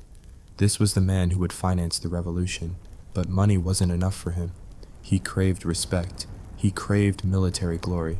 He looked at the other powerful men of his day and felt a deep, gnawing sense of inadequacy. It's a feeling that would ultimately lead him to a very messy and very golden end. Next, playing the part of the muscle, was Gnaeus Pompeius, better known as Pompey the Great. He'd been Sulla's golden boy, his most talented and ruthless general, earning the delightful nickname Adolescentialis Carnifex, or the Teenage Butcher, for his enthusiastic pursuit of Sulla's enemies. Since then, he'd become Rome's superstar general. He'd wiped out pirates in the Mediterranean, conquered vast territories in the east, and was more popular with the people and his soldiers than anyone else. He had the army, the fame, and a triumph so lavish it made other triumphs look like a sad parade. But the Senate, the collection of old money snobs we met in part 1, was terrified of him. They saw another Sulla in the making. So when Pompey came home and asked for two simple things, land for his veteran soldiers and for the Senate to formally ratify the treaties he'd made in the East, they snubbed him. They delayed, they filibustered, they basically treated the most powerful man in Rome like an intern. It was a spectacular act of political arrogance and stupidity, and it drove Pompey right into the arms of our other two conspirators. And finally, the brains, the charm, and the boundless, terrifying ambition, Gaius Julius Caesar.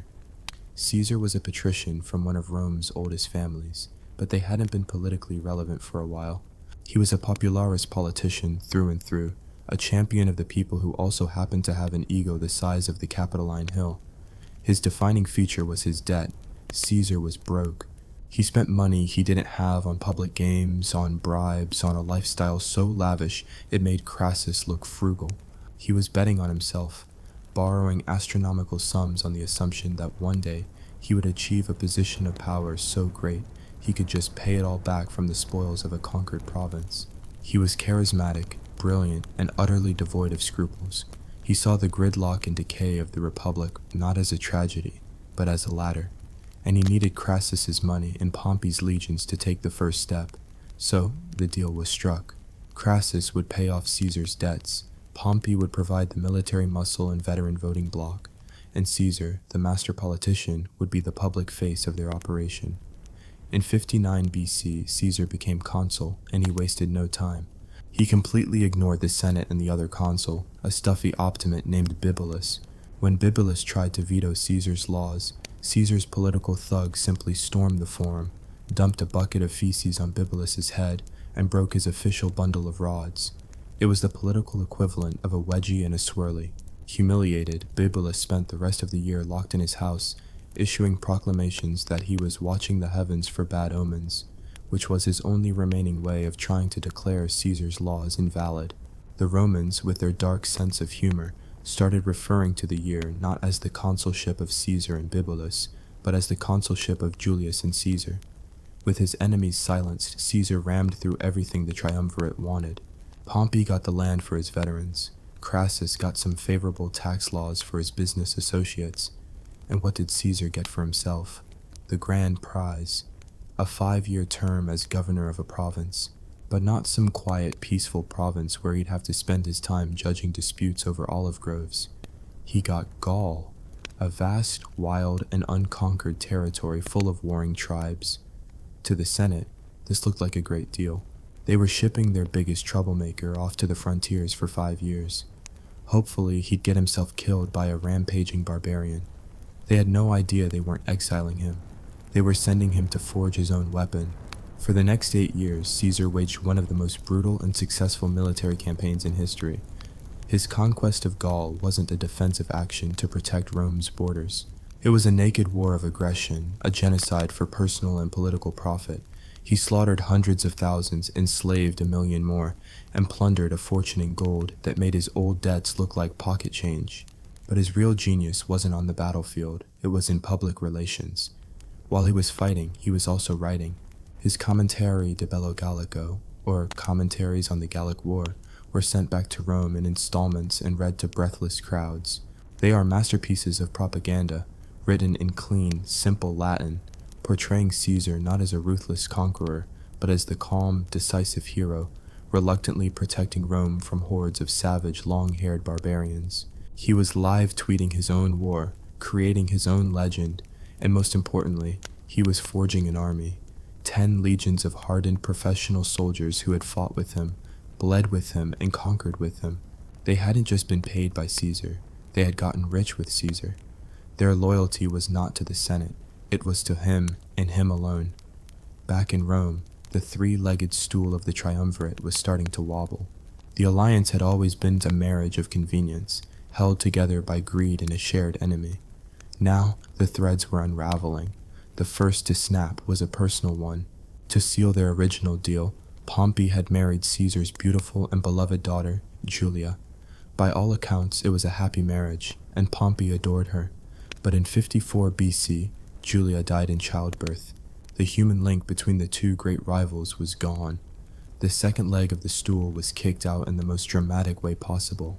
Crassus, still desperate for that military glory he so craved, decided to invade Parthia, a powerful empire in the east. He marched an army of 7 legions into the deserts of Mesopotamia, looking for a victory to rival Pompey's conquests or Caesar's triumphs in Gaul. Instead, he found disaster. At the Battle of Carrhae in 53 BC, his army was surrounded and annihilated by the swift Parthian horse archers.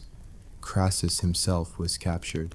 And in a final, grimly ironic tribute to his legendary greed, legend has it that the Parthians executed him by pouring molten gold down his throat. The balancing act was over. The billionaire was dead. Now, there were only 2 men left standing at the top of the Roman world. With Crassus gone, the political situation in Rome devolved into chaos. Pompey, now Caesar's rival, began to drift back towards the Senate. The Optimates, the old aristocrats who had once feared and insulted him, now saw him as their only hope. They looked at Caesar, with his populist rhetoric and his fanatically loyal army, and they were terrified. They made Pompey sole consul, effectively handing him control of the city. He was their champion, their bulwark against the man they saw as a would-be king. The endgame was approaching. Caesar's command in Gaul was about to expire. He knew that the moment he gave up his command and returned to Rome as a private citizen, his enemies would be waiting. They would drag him into court on a dozen different charges, from the bucket of poo on Bibulus's head to the millions of people he had illegally slaughtered in Gaul. His career would be over. His life might be too. His only protection was his army, so he requested permission to stand for consul a second time while remaining with his troops, a legal gray area he intended to exploit. The Senate, led by hardline conservatives like Cato the Younger, a man so rigidly traditional he was basically a walking, talking ancestor statue, refused. They saw their chance to crush Caesar once and for all. They issued a final decree, the Senatus Consultum Ultimum. It was the same measure they had used against Gaius Gracchus. They ordered Caesar to disband his army immediately and return to Rome. If he refused, he would be declared an outlaw, an enemy of the state. The message was delivered to Caesar in early January, 49 BC. He was in his provincial capital of Ravenna, on the southern edge of his command. Before him lay a small river, the Rubicon, which marked the legal boundary between his province and Italy proper. To cross it with an army was, by law, an act of insurrection and treason. It meant civil war. He paced the riverbank all night, debating with his generals, weighing the consequences. On one side lay political ruin and probable death. On the other, a war against his own country, against his former son-in-law, against the full might of the Roman state. As dawn broke, he made his decision. He turned to his men and uttered the famous words, Alea iacta est, the die is cast. And he led a single legion, the 13th, across the water and marched south towards Rome. The second and final great civil war of the Roman Republic had begun. Now it's your turn to be a senator. Who was the real villain of the triumvirate? The greedy plutocrat Crassus, the vainglorious general Pompey, or the propagandist and conqueror Caesar? And who would you have sided with as the Rubicon was crossed? Let me know your allegiance in the comments, because the Republic is about to have its last gasp, and we're about to witness the rise of a dictator and the most famous assassination in the history of the world. So, you've crossed the Rubicon. Congratulations. You've just turned a political squabble into a declaration of war against your own country. There is no undo button. There's no my bad. The only way out now is forward, over the corpses of your countrymen. When news reached Rome that Caesar and his army were heading their way, the city collectively soiled its togas.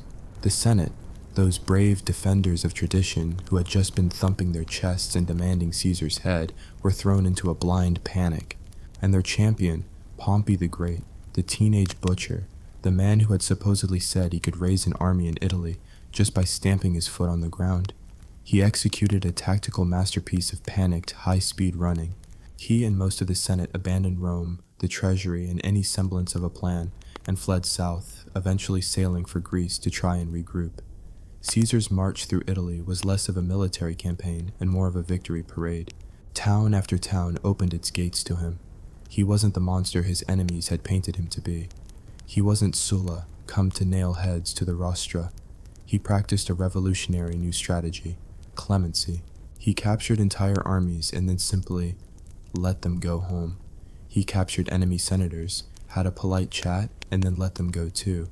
It was a public relations masterstroke. It made his enemies look like hysterical old fools, and made him look like a reasonable, merciful statesman who was only doing all this treason for the good of the Republic.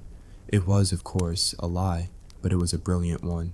But this wasn't just an Italian squabble. It was the First Roman World War. The battlefield was the entire Mediterranean. Caesar first had to zip over to Spain to crush a massive army of Pompey's loyalists. Then he zipped back, got himself elected consul, and then sailed his army across the Adriatic Sea in the middle of winter to take the fight directly to Pompey in Greece. It was an insanely reckless move that nearly ended in disaster. But insanely reckless was Caesar's middle name. The final showdown came on the plains of Pharsalus in 48 BC. This was the main event. Pompey had everything on his side.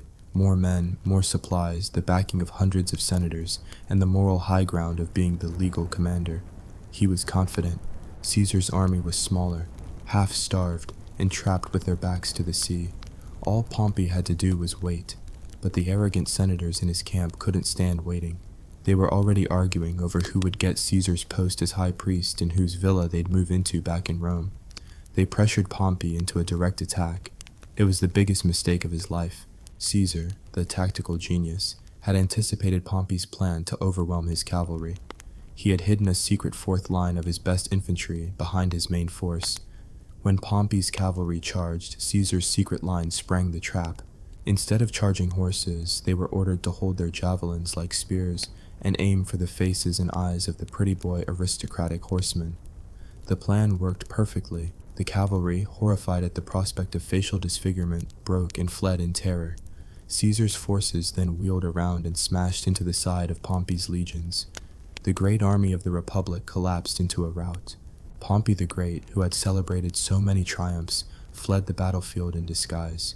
He sailed for Egypt, hoping to find refuge with the young king, Ptolemy the 13th, whose father he had once helped. But the Egyptians were pragmatic. They saw Caesar was the new boss, and they wanted to get on his good side. So as Pompey stepped off his ship onto the shores of Egypt, two of his former officers, now in the service of the Egyptian king, stabbed him in the back and cut off his head. They pickled it in a jar of brine and presented it to Caesar when he arrived a few days later, expecting a reward. Instead, Caesar, in another masterful display of public relations, wept. Was he truly grieving for his former son-in-law and greatest rival?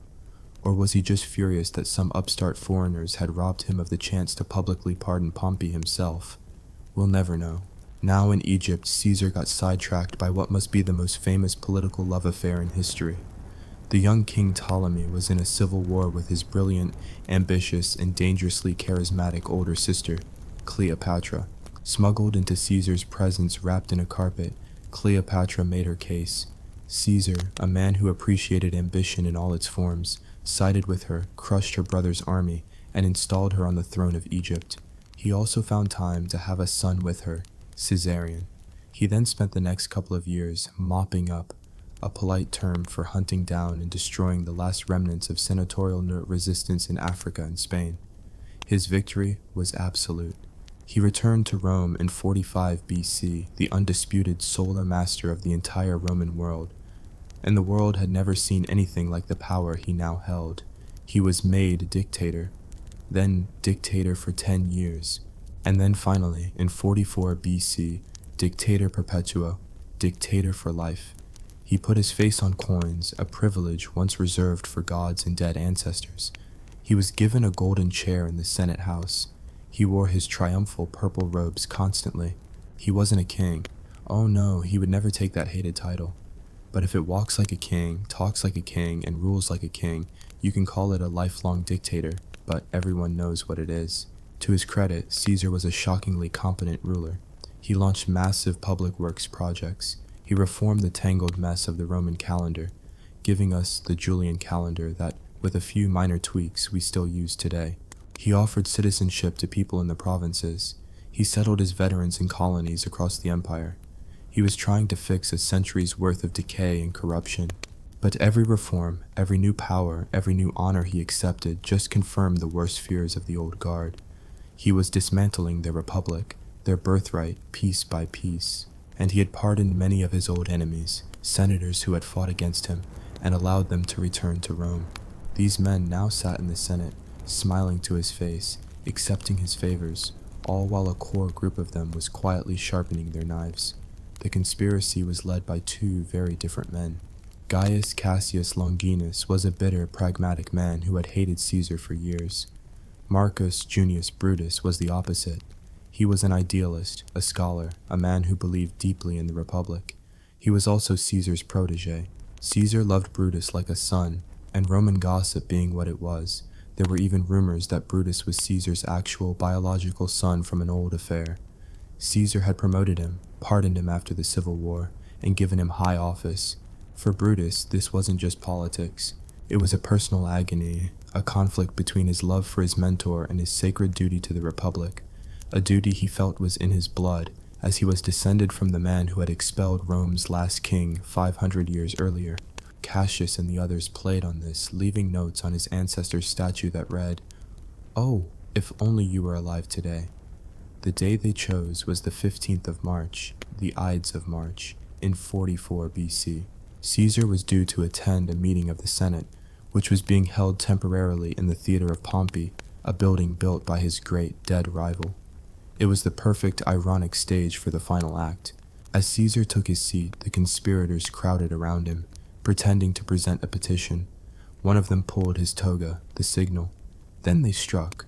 They swarmed him, a pack of senators stabbing him with small daggers they had hidden in their scrolls.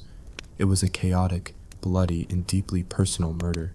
Caesar fought back at first, but when he saw Brutus, his beloved Brutus, among the assassins with his dagger raised, he is said to have pulled his toga over his head and uttered his final heartbreaking words. "Et tu, Brute? Even you, Brutus?" He fell at the base of a statue of Pompey, his body riddled with 23 stab wounds, his blood pooling on the marble floor of the monument to the man he had defeated. The assassins, drenched in the blood of their victim, ran out into the Forum, holding up their daggers and shouting, "Liberty, freedom, tyranny is dead." They expected the people of Rome to hail them as heroes, as liberators who had restored the Republic. They had made a catastrophic miscalculation. They had killed the man, but they had no idea what to do about the body. They had no plan. They had thought that killing the dictator would magically reset the system, but the system was already dead. It had been dying for 100 years. Caesar wasn't the disease. He was just the final, most spectacular symptom. The people of Rome did not see the assassins as heroes. They saw them as a pack of ungrateful patrician murderers who had killed the man who had given them jobs, land, and cheap grain. At Caesar's public funeral, his loyal general, Mark Antony, delivered one of the most masterful speeches in political history. He read Caesar's will, which left a small fortune to every single citizen of Rome. He held up Caesar's bloody toga, pointing out every rip and tear. He whipped the crowd into a frenzy of grief and rage. The liberators were forced to flee for their lives. What followed was not the restoration of the Republic, but 13 more years of brutal, bloody civil war. A new triumvirate rose from the ashes, this one an official, state-sanctioned death squad led by Mark Antony and Caesar's surprise heir, his sickly but ruthlessly intelligent 18-year-old great-nephew Octavian. They brought back Sulla's prescription lists, hunting down and killing thousands of their political enemies, including the great orator Cicero. Brutus and Cassius were defeated and committed suicide. Then, inevitably, Antony and Octavian turned on each other, a final war that ended with Antony and his lover, Cleopatra, dying by their own hands in Egypt. When the dust finally settled, only one man was left standing, Octavian. The skinny teenager had outmaneuvered, outfought, and outlasted them all. He returned to Rome, and in a final, perfect act of political backstabbing that Caesar would have admired, he announced that he was restoring the Republic. He gave power back to the Senate in name, while keeping all of it for himself in practice. He took the title Princeps, or First Citizen, in the honorific name Augustus. The Roman Republic was finally, definitively dead. The Roman Empire had begun. The century-long blood sport in the Senate was over, not because anyone had won the debate, but because one man had finally succeeded in killing all the other players, locking the doors, and declaring himself the winner for life. The ultimate backstab wasn't with a dagger in the Senate House. It was convincing the world you'd saved the very thing you had just finished killing. So what's the final verdict? Was Brutus a noble hero who killed a tyrant to save freedom, or a traitorous fool whose actions only unleashed more chaos and cemented the very tyranny he claimed to be fighting? Let me know who you think was right in the final bloody act of the Roman Republic in the comments below. Thank you for joining us on this tour through the most glorious, dysfunctional, and murderous political body in history.